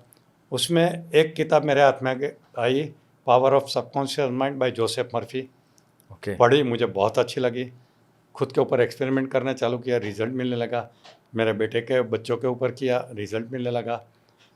फिर मैं लोगों से बातें करने लगा, लोगों को मेरी बातों में इंटरेस्ट पड़ता था, और धीरे धीरे मुझे ट्रेनर बनने का ये आने लगा, मोटिवेशन होने लगा। मैं मेडिकल कॉलेज में प्रोफेसर था, MBBS MD का एग्जामिनर में रह चुका हूँ। मैं रिज़ाइन नहीं करता तो डीन बन के रिटायर होता था। आज मुझे 2-3 लाख का पेंशन मिलता था, मैंने छोड़ दिया उसको। मगर कैसे हुआ कि मेरा एक मेडिकल स्टूडेंट कोई अदर एक्टिविटी में इन्वॉल्व था जो यूथ एक्टिविटी थी, तो वो उसके जो चेयरमैन थे वो हमारे कांग्रेस के एक लीडर थे, शक्ति सिंह जी गोयल, जो राज्यसभा के अभी मेंबर है कांग्रेस के। वो टाइम पे हमारे वहाँ कांग्रेस के ये गवर्नमेंट हुआ करते थे, and he was home minister and health minister. तो उन्होंने मेरे स्टूडेंट को पूछा कि तुम्हारे कोई प्रोफेसर है जो मेडिकल के अलावा कोई सब्जेक्ट सिखा सकते हैं? तो मुझे उसको माइंड में आ गया, बोले मैं पूछता हूँ। फिर मुझे बोले सर आप मेडिकल के सब्जेक्ट अच्छे पढ़ाते हैं, और कोई सब्जेक्ट के बारे में सिखा सकते हैं? बोला क्यों? बोले बापू हम कहते हैं, शक्ति जी गोयल को बापू कहते हैं, कि बापू ने पूछा है कि आपके कोई प्रोफेसर आ सकते हैं? मैं बोला हाँ मैं आ सकता हूँ, क्या सब्जेक्ट बताओगे? तो मैं माइंड पावर पढ़ रहा था। मैं बोला माइंड पावर, तो उसने जाके बोले हाँ ये तो सब्जेक्ट अच्छा है, 35 साल पहले। तो मुझे उन इन्विटेशन मिला, पूरे इंडिया से 200 स्टूडेंट आए थे, पहला मेरा लाइफ का प्रोग्राम वहाँ दिया, बोर्ड में लिख के कॉन्शियस माइंड, सबकॉन्शियस माइंड, ये वो करके। 1 घंटा ही मेरे पास टफ इतना था ही नहीं, 1 घंटे में ख़त्म किया। जैसे ख़त्म किया बाहर निकला, सब स्टूडेंट मेरे पीछे पीछे ऑटोग्राफ। मैंने कभी ये ज़िंदगी देखी ही नहीं थी, इतने सारे 200 स्टूडेंट मेरे से ऑटोग्राफ ले रहे हैं, ये कर रहे हैं। अच्छा मेरे बाद दूसरा स्पीकर था, उसको कोई सुनने कोई तैयार नहीं, मैंने ऐसा हिप्नोटाइज कर दिया था कि बात ही मत पूछो। तो फिर वो दूसरे वो आ गया स्पीकर, और क्लास खाली था पूरा। फिर ऑर्गेनाइजर ये जो मिनिस्टर थे उन्होंने बोला अड़िया साहब आप इनके साथ अंदर बैठो तभी अंदर आएंगे, नहीं तो अंदर बैठने को तैयार नहीं है। तो वहाँ ऑडियंस को बिठाने के लिए मैं खुद क्लासरूम में जाके बैठा, तब यह शांत हुए। फिर मैंने देख लिया कि ये जादू चल गया, ज़बरदस्त है। 2 बात पता चली कि ये नॉलेज बहुत ज़रूरी है, लोगों को पसंद आता है। दूसरा कि मैं इसको बहुत इफेक्टिवली डिलीवर कर सकता हूँ। ये दोनों टेस्ट मेरी वहाँ हो गई, मिसाइल टेस्टिंग हो गई। फिर मैंने जहाँ भी प्रोग्राम दिया सेम रिस्पॉन्स, ऐसे धीरे धीरे करके मेरे एक प्रोग्राम में से कोई दूसरा प्रोग्राम क्रिएट होता था, 200 लोग आए, उसमें 2-4 लोग सोचते थे यार अड़िया साहब बहुत सिखाते हैं, हमारी संस्था में बुलाते हैं, हमारी कम्युनिटी प्रोग्राम में बुलाते हैं, हमारे स्कूल कॉलेज में बुलाते हैं। ऐसे करते करते मेरा ऑडियंस बढ़ता गया। 10 साल मैंने किया, मगर मैं जो रूप से सिखाता था वो कोई किताब में नहीं था। तो बोले साहब माइंड पावर की बहुत किताब है, मगर आप जो सिस्टम से सिखा रहे हो कोई नहीं सिखा रहा है, आप अपनी किताब लिखो। तो मैंने पहली किताब लिखी प्रेरणा का जन्ना, जो पहले दिन से बेस्ट सेलर है। अभी 1.5 मिलियन कॉपी बिकी है, जो गुजराती भाषा का रिकॉर्ड है। और इनकम की बात करें तो मान लो मुझे एक किताब 10 रुपया रॉयल्टी देती है, तो 15 लाख किताब ने मुझे अभी तक कितना रॉयल्टी दिया? 1.5 करोड़ की रॉयल्टी अभी तक। लिखी एक बार गई और एक बार 7 दिन में लिखी। क्या बात है। एक जमाने एमवे का था, टॉप पे। हाँ। तो उसका एक लीडर था एमवे का, इंद्रजीत जास्मिन, दिल्ली का ही था। तो उसको मैं उनको सुनने को गया, उसको देख के बहुत इम्प्रेस हुआ, और मुझे लगा यार बंदा अच्छा है, इसके दोस्ती करनी चाहिए। मगर वहाँ तो उनका जलवा ऐसा रहता है, वो बाउंसर रहते हैं, किसी को मिलने नहीं देते, स्टेज से उतार के गाड़ी में बिठा देते हैं, हाइप क्रिएट करते हैं। तो मैंने विजुलाइज कर लिया इससे दोस्ती करनी चाहिए। मैं घर गया और डिनर ले रहा था, एक एमवे का लीडर का फ़ोन आया कि अड़िया साहब क्या कर रहे हैं? मतलब डिनर ले रहा हूँ। बोले आपसे 15 मिनट मिलना है, आऊँ? मतलब पर्पज़ बताओ क्या है? बोले हमारा एक एमवे के लीडर आए इंद्रजीत जास्मिन, उसको आपके बारे में बताया, तो बोले मुझे उनको आज ही मिलना है। बोला आ जाओ, मैं खा लेता हूँ जल्दी। मैंने डिनर ख़त्म किया और इंद्रजीत जास्मिन मेरे घर पे खाना ख़त्म कर आ गया। पावर ऑफ सबकॉन्शियस माइंड, ऐसा रिजल्ट मिला कि अनबिलीवेबल। वो जिन उठा के ले आया। वो उसका आदमी लेके आया, मुझे वहाँ जाना भी नहीं पड़ा। उसने मुझे एक सवाल पूछा कि आपने ये प्रेरणा का जन्ना कितने टाइम में लिखे? मैं बोला 7 डेज़ में, 7 दिन। मैं ये 10 साल से सिखा रहा था पावर ऑफ सबकॉन्शियस माइंड। तो सब्जेक्ट तो अंदर था, चैनलाइज करके लिखना था, और मैं सिखाता था एक सिस्टम से। तो मेरे साले की वाइफ, वो हाउस वाइफ थी, तो मैंने उसको बोला कि मुझे ऐसी डिमांड है बुक लिखूं, मगर मुझे लिखने की आलस होती है, आलसी था मैं। बोले जीजा जी एक काम करिए, मैं लिखूंगी, आप बोलो। तो मैं ससुराल चला गया, नागपुर के पास यवतमाल गांव है। तो वो मेरे सामने बैठती थी डाइनिंग टेबल पे, मैं बोलता जाता था, वो लिखती जाती थी। 7 दिन मुझे लगे, और फिर मैंने छापने को दे दी, और बेस्ट सेलर बन गई, जिसने मुझे अभी तक 1.5 करोड़ रुपया एक किताब ने कमा के दिया। ऐसा है। तो ऐसे ट्रेनिंग फील्ड में हुआ मेरा, यानी नशे भी बदल गया। सोचो, ट्रेनिंग प्रोग्राम चालू हो गए, बेस्ट सेलर किताब बन गई, दूसरी किताब लिखने का मोटिवेशन आ गया, ऐसे करके यहाँ तक मैं पहुँच गया। अभी मेरे पास 500 सब्जेक्ट है जिसके ऊपर मैं किताब लिख सकता हूँ, और ऐसे जो दुनिया नहीं जानती है। 500 सब्जेक्ट? हाँ, जिसके ऊपर दुनिया जानती नहीं है। इंट्यूशन के ऊपर इंडिया की पहली किताब मैंने लिखी है, आपने सुनी है कहीं भी? टेलीपैथी के ऊपर मैं पहली किताब लिख रहा हूँ, किसी को पता ही नहीं टेलीपैथी क्या है। तो ऐसे मेरे पास सब्जेक्ट्स है बहुत सारे। पढ़ना बहुत ज़रूरी है भाई। हाँ, और ऐसा नॉलेज जो दुनिया को ज़रूरी है। मैं कोई नॉवेल लिखता नहीं हूँ, मैं सिर्फ हेल्प की किताबें लिखता हूँ। और उसका बेसिक रीज़न है कि मैं बहुत वॉरेशियस रीडर था, पढ़ता ही रहता था फ्री टाइम में यूज़ कर। और मेरा एक नसीब ने साथ दिया, मैंने 30 साल नौकरी किया, government job as a doctor, मगर हर पोस्ट मुझे ऐसी मिली जहाँ 8 घंटा नौकरी करने का, आधा घंटा काम करने का, 7.5 घंटा फ्री। और मैं पढ़ाई का शौकीन था, तो मेरे पास किताब रहा करती थी, मेरी टेबल पे बैठ के जहाँ मेरी नौकरी रहा करती थी मैं पढ़ता ही रहता था। तो मुझे भगवान ने कितना साथ दिया, 30 साल तक मैं सरकारी तनख्वाह लेता रहा और मेरा नॉलेज बढ़ाता रहा, क्योंकि पोस्ट ही ऐसी मिली मुझे।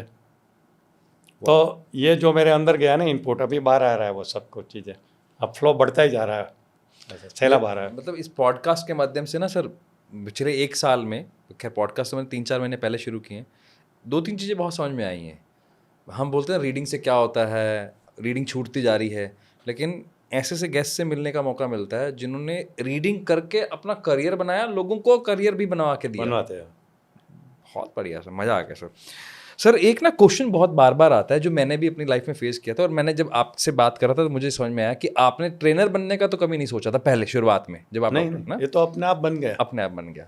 तो ये क्लैरिटी कैसे लेके आए, चाहे कॉन्शियस माइंड के माध्यम से चाहे सबकॉन्शियस माइंड, ये क्लैरिटी जैसे कई बार चाहिए होती है ना, भी मुझे लाइफ में करना क्या है। जैसे मैं एग्जांपल बताता हूँ, अभी हमारे पास एक साइकोलॉजी की स्टूडेंट है जिनको हमने काउंसल किया था, तो अब उनको मास्टर्स करनी है, तो कन्फ्यूज़ हैं वो कि मैं किस में करूँ, मैं इंडस्ट्रियलिस्ट साइकोलॉजी में जाऊँ या क्लिनिकल साइकोलॉजी में जाऊँ। तो ये कैसे लेके आए क्लैरिटी, छोटे छोटे सवाल होते हैं कई बार। हाँ, पहली बात तो मैं ट्रेनर कैसे बना, इसका एग्जांपल देता हूँ कि मुझे पढ़ने का शौक था, एक अपॉर्चुनिटी क्रिएट हुई जो मैंने बताया यूथ कैम्प में, और वहाँ मैंने प्रोग्राम दिया, मज़ा आया। फोटोग्राफ देने का किसको मज़ा नहीं आता है, ऐसा तो दिया। फिर लोगों को पता चला कि ये तो बहुत अच्छा बोलता है, दूसरी जगह दिया, तीसरी जगह दिया। फिर LIC वाले ने मुझे ढूंढा, मेरा एक दोस्त था LIC में काम करता था, उसने मेरी तारीफ़ की बॉस को, उसने बुलाया।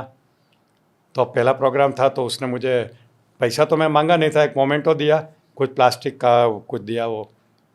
फिर उसको अच्छा लगा, दूसरी बार बुलाया, दूसरी बार फिर कुछ गिफ्ट लाया। फिर वो कंटाल गए, बोले सर आपसे तो इतने प्रोग्राम करवाते हैं, हर बार आपको गिफ्ट देते हैं, तो हमारा बर्डन बच जाता है। ऐसा बोलो ना कि कुछ पैसा बोल दो, हम उसके बदले आपको कैश देते हैं। मैं कभी सोचा भी नहीं था इसमें मैं पैसा कमाऊँगा, बोलने के पैसे। हाँ। तो मैं बोला जो भी देना है दे देना, कोई बात नहीं, मुझे भी एक कहाँ संभालूंगा, इतनी गिफ्ट लेके जाता हूँ मैं, मोमेंटो दे के जाते हैं ना। तो पहली बार उसने मुझे 1000 रुपया दिया 2 घंटा बोलने का। 30 साल पहले 1000 रुपया यानी आज के 20-30 हज़ार होते हैं। मैं तो खुश हो गया। उसका फिर रिजल्ट चेंज होने लगा। जो ब्रांच ने मुझे बुलाया LIC एजेंट के लिए प्रोग्राम, जहाँ मैंने उनको गोल सेटिंग, विजुअलाइजेशन ये सिखाया, तो उनका रिजल्ट इम्प्रूव होने लगा। तो खुश हो गए कि हमारा तो ये काम बढ़ रहा है LIC का। तो उसने पूरा इंडिया में मेरे प्रोग्राम करना शुरू किया और इनकम आने लगी। मेरी तो नौकरी चल रही थी, तो मैं सैटरडे संडे छुट्टियों के टाइम पे करता था। एक दिन ऐसा है कि मेरी सैलरी से ज़्यादा मुझे ये एक्स्ट्रा इनकम होने लगी। वाह। संडे के प्रोग्राम से जाके बोलता था। अब as a government employee allowed नहीं होता है ऐसा पैसा कमाना, मगर मैं इतना सिंसियरली काम करता था कि कोई मुझे रोकता नहीं था। मैं म्यूनिसिपल मेडिकल कॉलेज में प्रोफेसर था, जो ये कॉलेज कॉरपोरेशन के अंडर में आती है, और कॉरपोरेशन के जो म्यूनिसिपल कमिश्नर थे उसके अंडर में आती है। तो मेरा पेड प्रोग्राम में उनके बच्चे ने फीस दे के भरी, जबकि वो नहीं कर सकता हूँ मैं, कि हमारे बॉस के बच्चों को मैंने पे करके लूँ। मैंने उनको डिस्काउंट दिया मगर किया। हमारे होम मिनिस्टर, अपने हेल्थ मिनिस्टर थे, तो उसको पता चला कि मैं काम करता हूँ, तो बाहर अपने पब्लिक भाषण में बोलते थे वो कि डॉक्टर अडिया को ये नहीं करना चाहिए, नौकरी कर रहे गवर्नमेंट में। मगर मेरे सामने आके उसने कभी नहीं बोला कि तुम ये धंधा बंद करो। तो मेरा इतना, क्योंकि मैं नौकरी भी सिंसियरली करता था, सब लोग मुझे लाइक करते थे, अच्छा काम करता था, एक्स्ट्रा माइल जाता था, तो मेरा दोनों चलने लगा। फिर मेरा तो मज़ा आ गया कि साला 5000 तनख्वाह और 10,000 में संडे प्रोग्राम में कमा रहा हूँ। धीरे धीरे फिर मैंने प्रेरणा का जर्नल लिखी, पहले ही दिन से बेस्ट सेलर बन गई, उसकी इनकम शुरू हो गई। फिर अंदर से आवाज़ आने लगे, यार नौकरी छोड़ो, अब नहीं चाहिए मुझे नौकरी, और मैंने नौकरी छोड़ दिया और ट्रेनर बन गया। तो सिचुएशन मुझे यहाँ से लेके गई। मेरा ट्रेनर बनने का कोई इरादा ही नहीं था। वो LIC वाले ने पैसा देना शुरू किया, फिर बाकी लोग पूछने लगे, तो 1000 का 2000 किया, 5000 किया, 50,000 किया, ऐसे मैं बढ़ाते गया।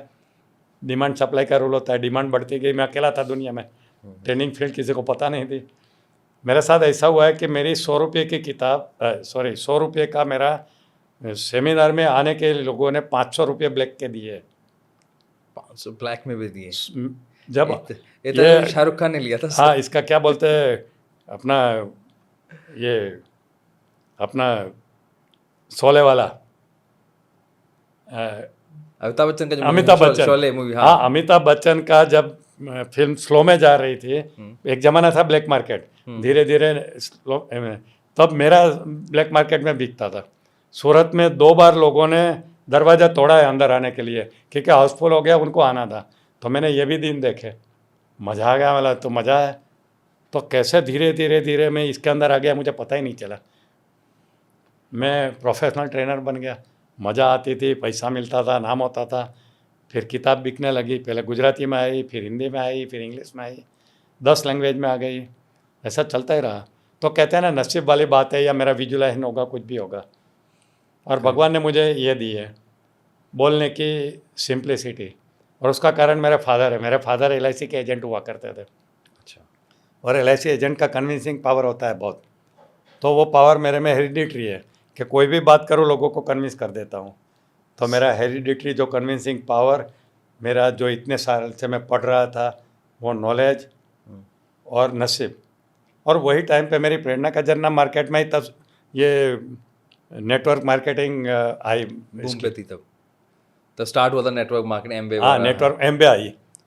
तो एमबे के एक लीडर ने मेरा पहला प्रोग्राम किया, सबको मज़ा आ गया। ये क्या बोलते हैं, गोल सेटिंग, ये विजन बोर्ड, ये सब कोई जानता नहीं था। मैंने सिखाना शुरू किया और सबका रिजल्ट बढ़ने लगा, सब लोग ये बनने लगे। तो सब ने फिर नियम बना लिया कि हर सीनियर यानी अपलाइन वाला अपने डाउनलाइन को प्रेरणा का जन्ना गिफ्ट करेगा। तो प्रेरणा का जन्ना पढ़ के एमबे का प्रोग्राम इनकम बढ़ी और मेरी किताब का सेल बढ़ा। तो मेरा और एमबे का दोनों का एक दूसरे की मदद से हुआ, ऐसा हुआ। वो किताब पढ़ते थे, रिजल्ट बढ़ता था, अपने डाउनलाइन को गिफ्ट करते थे, ऐसा हुआ। तो ये कहो कि ये सबकॉन्शियस माइंड का पावर है, नसीब है, क्या है। और मज़ा आ गया, ऐसी मज़ा थी कि ये एमबे के, ये न्यू बॉम्बे में एक यूनिवर्सिटी है, लाइब्रेरी है, वहाँ मेरी प्रेरणा का जन्ना बिकती थी। अच्छा, क्या बात है, बहुत बढ़िया। तो मज़ा आया। तो अभी हमें क्या करना चाहिए क्लैरिटी के लिए? जैसे मैं जो सवाल था मेरा, दूसरा क्या था सवाल? पहला एक ही सवाल था अभी क्लैरिटी पे, जैसे कई बार हम फंस जाते हैं। क्लैरिटी के लिए देखिए, जीवन में हमारा गोल होता है सुखी होना, हैप्पीनेस। ठीक है। हैप्पीनेस के लिए 2 चीज़ ज़रूरी होती है, एक हेल्दी बॉडी और मनपसंद काम। हेल्दी बॉडी अगर रही और आपका मनपसंद काम है तो आप हैप्पी है। हेल्दी बॉडी रही मगर काम पसंद का नहीं है, यू कैन नॉट बी, क्योंकि पूरा दिन फ्रस्ट्रेट हो गए, स्ट्रेस में जियोगे क्योंकि काम पसंद का नहीं है। ये दोनों होने चाहिए। अब हेल्दी बॉडी कैसे रखना उसकी एक अलग साइंस है, मगर काम आपका पसंद का, उसके लिए क्या करना चाहिए, काम का सिलेक्शन सही होना चाहिए। जी जी। अब ज़्यादातर क्या होते हैं कि गलत डिसीजन ले लेते हैं कैरियर का। मेरी बात करूं तो फादर की इच्छा थी, लोगों की इच्छा थी, डॉक्टर बन जा, डॉक्टर बन जा। उसने मुझे मेडिकल में भेज दिया, मुझे और कोई लाइन का पता भी नहीं था। वो ज़माने में सिर्फ मेडिकल फील्ड ही अच्छा माना जाता था। मेरे मेडिकल एडमिशन को आज 55 साल हुए। 55 साल। 69 में एडमिशन लिया था। तो 55 साल पहले कोई ऐसा था ही नहीं। होशियार बच्चा है तो डॉक्टर बनने की सोचेगा, अगर डॉक्टर नहीं बन सकता है तो इंजीनियर बनेगा, इंजीनियर नहीं बन सकता तो वकील बनेगा। ये बाकी कुछ था ही नहीं वो ज़माने में, MBA नहीं था, कुछ नहीं था। तो मैं डॉक्टर बन गया, मगर लाइफ में मज़ा नहीं आ रही थी क्योंकि मुझे समाव डॉक्टर का काम पसंद नहीं था। तो मुझे मेडिकल काम पसंद ही नहीं आता था, और सर्जरी तो बिल्कुल पसंद नहीं आता था। मुझे एक कमरे में 8-10 घंटा रहना, वही छोटा छोटा काम करके ऑपरेशन करना। तो जब PG की बात आई तो मैंने सोच लिया मुझे सर्जन तो बनना ही नहीं है। ठीक है। मुझे ऐसी लाइन में जाना है जहाँ मुझे नाइट की इमरजेंसी भी नहीं हो, क्योंकि हेल्थ इंप्रूव करना है तो नाइट की इमरजेंसी नहीं होनी चाहिए ताकि आप हेल्थी लाइफ जी सके। तो मैंने PG भी ऐसे लाइन में कर दिया जिसमें इमरजेंसी नहीं आती है, प्रिवेंटिव मेडिसिन, लोगों को बीमारी से बचाने का। अच्छा। उसमें मैंने MD किया। फिर काम भी ऐसा ढूंढा जो एकदम मस्त था, हॉस्पिटल मैनेजमेंट। मैं बम्बई की एक हॉस्पिटल का मैनेजर था जहाँ 1000 लोगों का स्टाफ था और दिन का ड्यूटी हुआ करता था। तो ऐसे ऐसे मेरी लाइफ में बनता गया और मैं ट्रेनिंग फील्ड में आ गया जहाँ मुझे इमरजेंसी नहीं करनी पड़ती थी, कुछ नहीं, और मस्ती से जियो और अच्छा नाम रहे। तो ऐसे कैरियर बना। फिर भी मुझे लगता था कि नौकरी में मज़ा नहीं आती है, क्या करूँ कुछ पता नहीं था। अचानक ये पावर ऑफ सबकॉन्शियस माइंड पढ़ा और अचानक मैं ट्रेनर बन गया। तब पता चला कि मैं 30 साल मैंने क्यों मेडिकल फील्ड में गुजरा। तो बेसिकली क्या होता है कि 2 लाइफ के इम्पोर्टेंट डिसीजन होते हैं हैप्पी होने के लिए। एक होता है सिलेक्टिंग योर कैरियर और दूसरा होता है सिलेक्टिंग योर लाइफ पार्टनर। बिल्कुल सही है। ये दोनों चीज़ आपके हैप्पीनेस में काम आती है। जो दोनों डिसीजन सही लेते हैं, कैरियर का डिसीजन और लाइफ पार्टनर का डिसीजन, उसको पृथ्वी पे स्वर्ग का अनुभव होता है। जो दोनों डिसीजन गलत लेते हैं, कैरियर का डिसीजन और लाइफ पार्टनर का, उनको नरक का अनुभव यहीं पृथ्वी पे हो जाएगा। और एक सही डिसीजन और एक गलत है, वो जिंदगी भर स्ट्रगल करता रहेगा। बिल्कुल रहेगा। और ये दोनों डिसीजन सही होने के लिए आपको सोच समझ के लेना चाहिए। और ये डिसीजन क्या बोलते हैं उसको, कौन लॉजिकल डिसीजन होना चाहिए, इमोशनल डिसीजन नहीं होना चाहिए। अब मैं कुछ लोगों को बोलता हूँ कि तूने तेरी वाइफ पसंद किया, क्यों पसंद किया? बोले देख के मुझे पसंद आ गई, मैंने सोच लिया कि इसके साथ मेरी लाइफ अच्छी गुजरेगी। वो इमोशनल डिसीजन है, वो लॉजिकल नहीं था, है ना। मैं डॉक्टर क्यों बना? मुझे पता नहीं था डॉक्टर की ज़िंदगी कैसी होती है। इमोशनल डिसीजन, घर वाले की इच्छा थी। मेडिकल कॉलेज में था तो नए स्टूडेंट एडमिशन लेता था फर्स्ट टाइम भी उसमें, मैं यूजुअली पूछता था तुम क्यों यहाँ एडमिशन लिया? बोले मेरे दादा की इच्छा थी मैं डॉक्टर बनूँ। बोला तेरी इच्छा क्या थी? बोले मेरी तो कुछ और थी। बोला फिर तुमने क्यों नहीं बोला कि मुझे नहीं डॉक्टर नहीं बना? दादा की इच्छा है तो उसकी पूरी करनी पड़ेगी ना। अब दादा तो 5-10 साल में मर जाएंगे और इसको तो डॉक्टर बनना नहीं था, वो ज़िंदगी भर क्या करेगा? जो इच्छा नहीं थी, how he can be happy, struggle करेगा फिर वो अपने हैप्पीनेस के साथ। ये जो दोनों डिसीजन है लॉजिकल माइंड से लेना चाहिए, इमोशनल नहीं, लॉजिकल डिसीजन होने चाहिए। लाइफ पार्टनर का भी ऐसा है और कैरियर का भी ऐसा है। जहाँ इमोशनल डिसीजन होता है और फिर जिंदगी भर पछताते हैं। तो सुखी होने के 2 क्राइटेरिया है। मैं दर्शकों को बोल रहा हूँ कि दोनों डिसीजन में ध्यान रखिए। एक भी डिसीजन गलत हुआ ना, काम पे लग जाओगे। कैरियर का डिसीजन और लाइफ पार्टनर का डिसीजन। मैं एक एग्जांपल देता हूँ। मेरा एक क्लासमेट था, हम साथ में हॉस्टल में रहते थे, बाद में हम पेइंग गेस्ट करके रहते थे। तो उसने डिसाइड कर लिया था मुझे शादी नहीं करना है। वो अपना लॉजिक बताता रहा, नहीं करना है, नहीं करना है, मैं तो कुंवारा ही रहूँगा। और अचानक कुछ साल के बाद हम अलग अलग हो गए, भूल गए। फिर एक कॉमन फ्रेंड मिला, उसने बोला कि वो अपना दोस्त था ना जो शादी करना नहीं चाहता है, उसने तो शादी कर लिया जब इतने साल से बोला नहीं करना है, नहीं करना है। तो मैंने फ़ोन किया, यार तू बोल रहा था शादी नहीं करना है, तूने क्यों कर लिया? बोले समान विचार वाली कलियाँ मिल गई ना तो मैंने कर दिया। बोला तुम्हारे विचारों में क्या समानता थी? बोले उनको भी शादी नहीं करनी थी। अब देखो, ऐसे कारण से लोग शादी करते। हमारी समानता यही थी कि उनको भी नहीं करनी थी, मुझे भी नहीं करनी थी। तो ऐसे डिसीजन लाइफ के नहीं लिए जाते, क्योंकि सुखी होने के लिए 2 जगह होती है। एक जहाँ काम करते हैं, वर्किंग प्लेस, और एक आपका घर। आपने कैरियर का डिसीजन गलत लिया तो मर मर के काम करोगे, रिजल्ट नहीं मिलेगा, स्ट्रेस में जियोगे। और लाइफ पार्टनर भी गलत चुन लिया तो घर आके भी बवाल चालू रहेगी। How can you be happy? बहुत ज़रूरी है कि दोनों डिसीजन सही होना चाहिए और दोनों लॉजिकल होना चाहिए, इमोशनल डिसीजन नहीं होना लिए कैसे सर, ये तो बताओ। और मैंने दोनों के ऊपर किताब लिखी है, selecting your life partner and selecting your career, दोनों के ऊपर मेरी किताब है। एक आधा टिप अभी बता जाओ। किताब तो मैं ऑडियंस को बोलूँगा, हम कोशिश करेंगे, सर से लिंक भी ले लेंगे, डाल भी देंगे इसमें। लेकिन फिर भी सर एक टिप तो बता के जाओ कि कैसे सही करियर सेलेक्ट करें। लाइफ पार्टनर वाले पे तो Exactly. आपसे दोबारा पॉडकास्ट करना पड़ेगा, क्योंकि 3-4 टॉपिक मेरे दिमाग में है कि जब आपसे दोबारा फिर हमें बैठना है पॉडकास्ट, एक तो टीए पे हमें करना है, वो तो कंफर्म करना है मुझे, इस पर बैठेंगे ही बैठेंगे। तो पहले बात है कि सबसे ज़्यादा खुशी किस में मिलती है? हमारा मनपसंद काम करने में।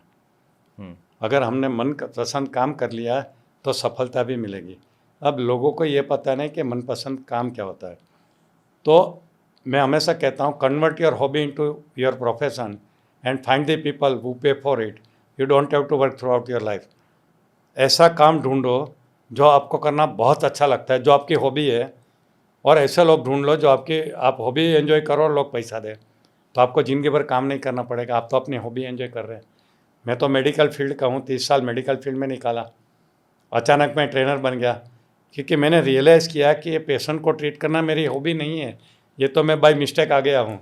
मेरी हॉबी तो स्टेज से बोलने की है, और मुझे मौका मिल गया तब पता चला यार ये हॉबी को प्रोफेशन बनाने का मौका आ गया, इसमें मैं जादूगर हूँ। और मैंने कर लिया और बहुत पैसा कमाया, बहुत नाम कमाया, लाइफ एंजॉय किया। 45 कंट्रीज़ में जाके प्रोग्राम दिया। चाइना में जाके मैंने 4 बार प्रोग्राम दिया है। कितने ट्रेनर गए होंगे चाइना प्रोग्राम देने को, मैं जाके आया हूँ। शंघाई के टॉप बिजनेसमैन को मैंने ट्रेनिंग दी है शंघाई में जाके। तो क्योंकि मेरा हॉबी, मैं इसको प्रोफेशन के रूप में लेता ही नहीं हूँ। मैं खो जाता हूँ जब बोलता हूँ ना लोगों के सामने, टाइम का पता नहीं चलता है, कुछ नहीं पता चलता है। तो जब आपका मनपसंद काम करते हो ना, तो आपको सक्सेस मिलती है। क्योंकि सक्सेस के लिए 2 चीज़ की ज़रूरत होती है, बहुत काम करो और बहुत अच्छा करो। बहुत काम करो और बहुत अच्छा करो। अच्छा करो। अब कौन सा काम बहुत करेंगे और बहुत अच्छा करेंगे? जो आपकी हॉबी है वो। जो आपको पसंद नहीं है वो बहुत कैसे करोगे? थक जाओगे, बोर होगे, थोड़ी देर के बाद बाहर निकल जाओगे। तो बहुत काम करो, बहुत अच्छा करो। क्वालिटी एंड क्वांटिटी दोनों अच्छी होनी चाहिए, मगर वो काम आपको पसंद है तभी होगा।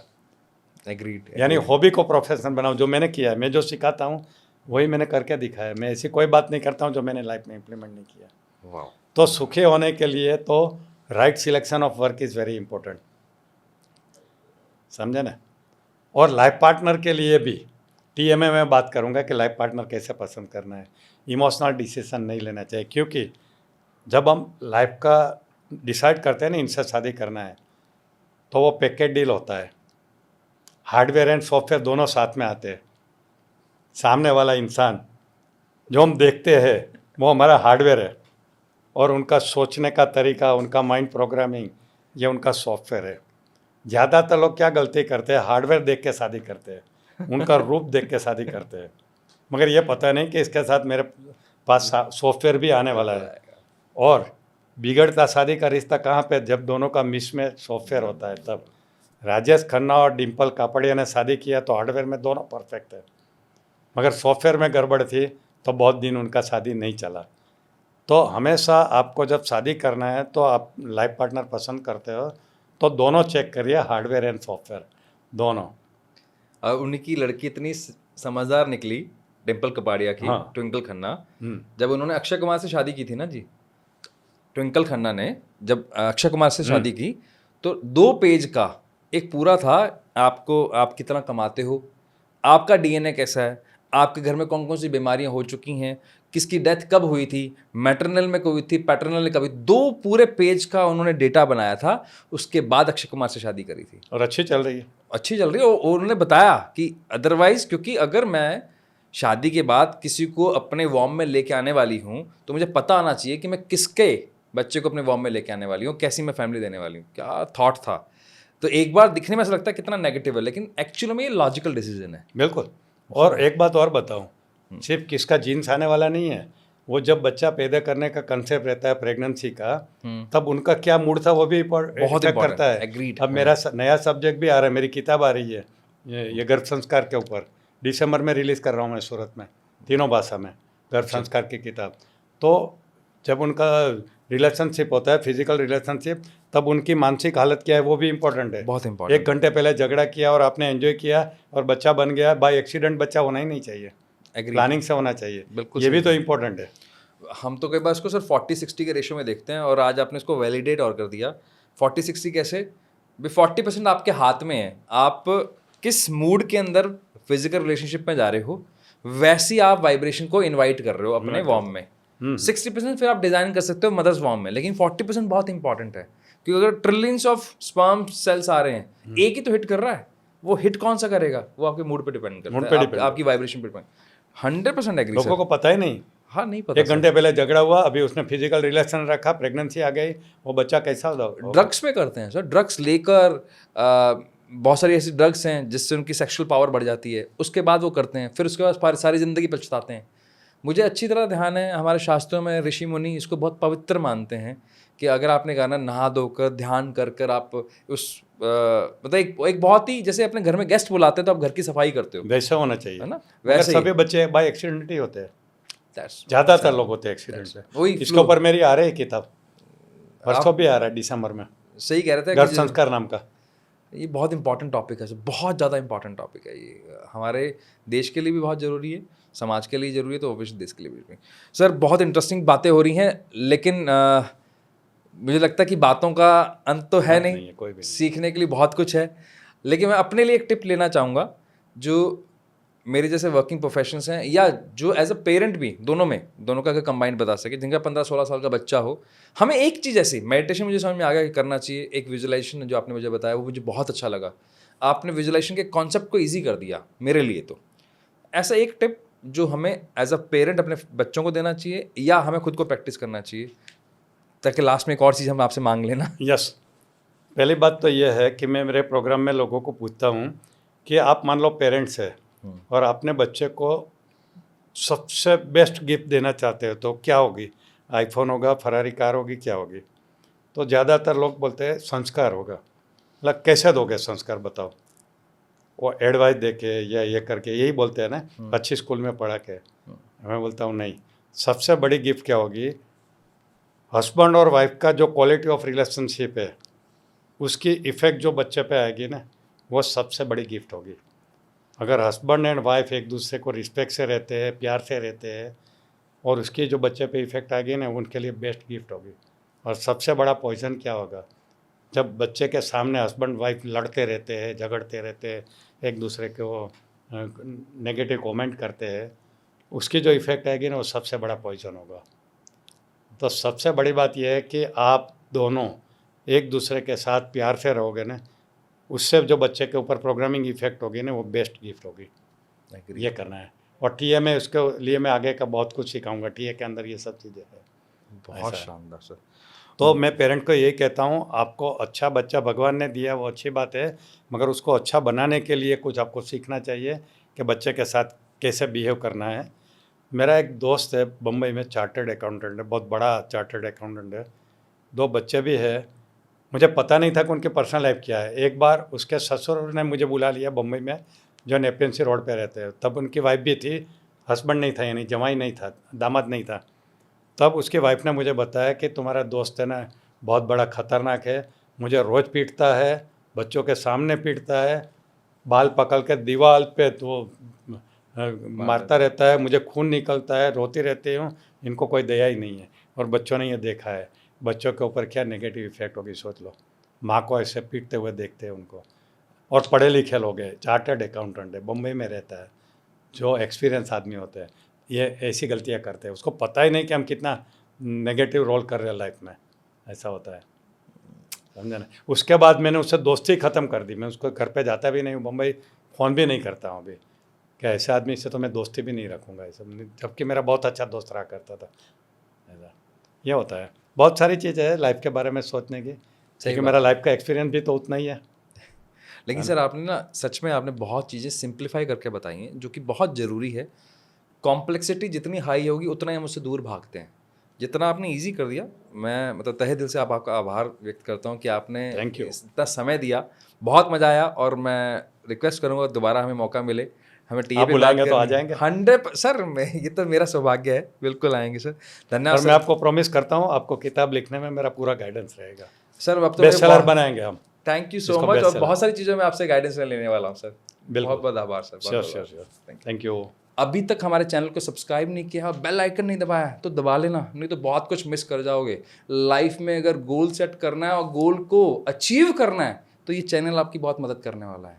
और अगर आप बहुत सिंसियरली अपनी लाइफ के बारे में, अपने हेल्थ के बारे में, अपने रिलेशनशिप के बारे में कुछ सीखना चाहते हो तो डॉक्टर जितेंद्र दड़िया जी को उनके चैनल पे फॉलो कर लीजिए, इंस्टाग्राम पे फॉलो कर लीजिए। बहुत सारी बुक्स हैं, 125 किताबें लिखी हैं और बहुत सारी वर्कशॉप्स होती हैं। उनके चैनल पर जाकर आप पूछ सकते हैं, मैं डिस्क्रिप्शन में लिंक दे दूंगा, आप उनकी टीम से कनेक्ट कर सकते हैं। Thank you, bye bye, take care, signing of.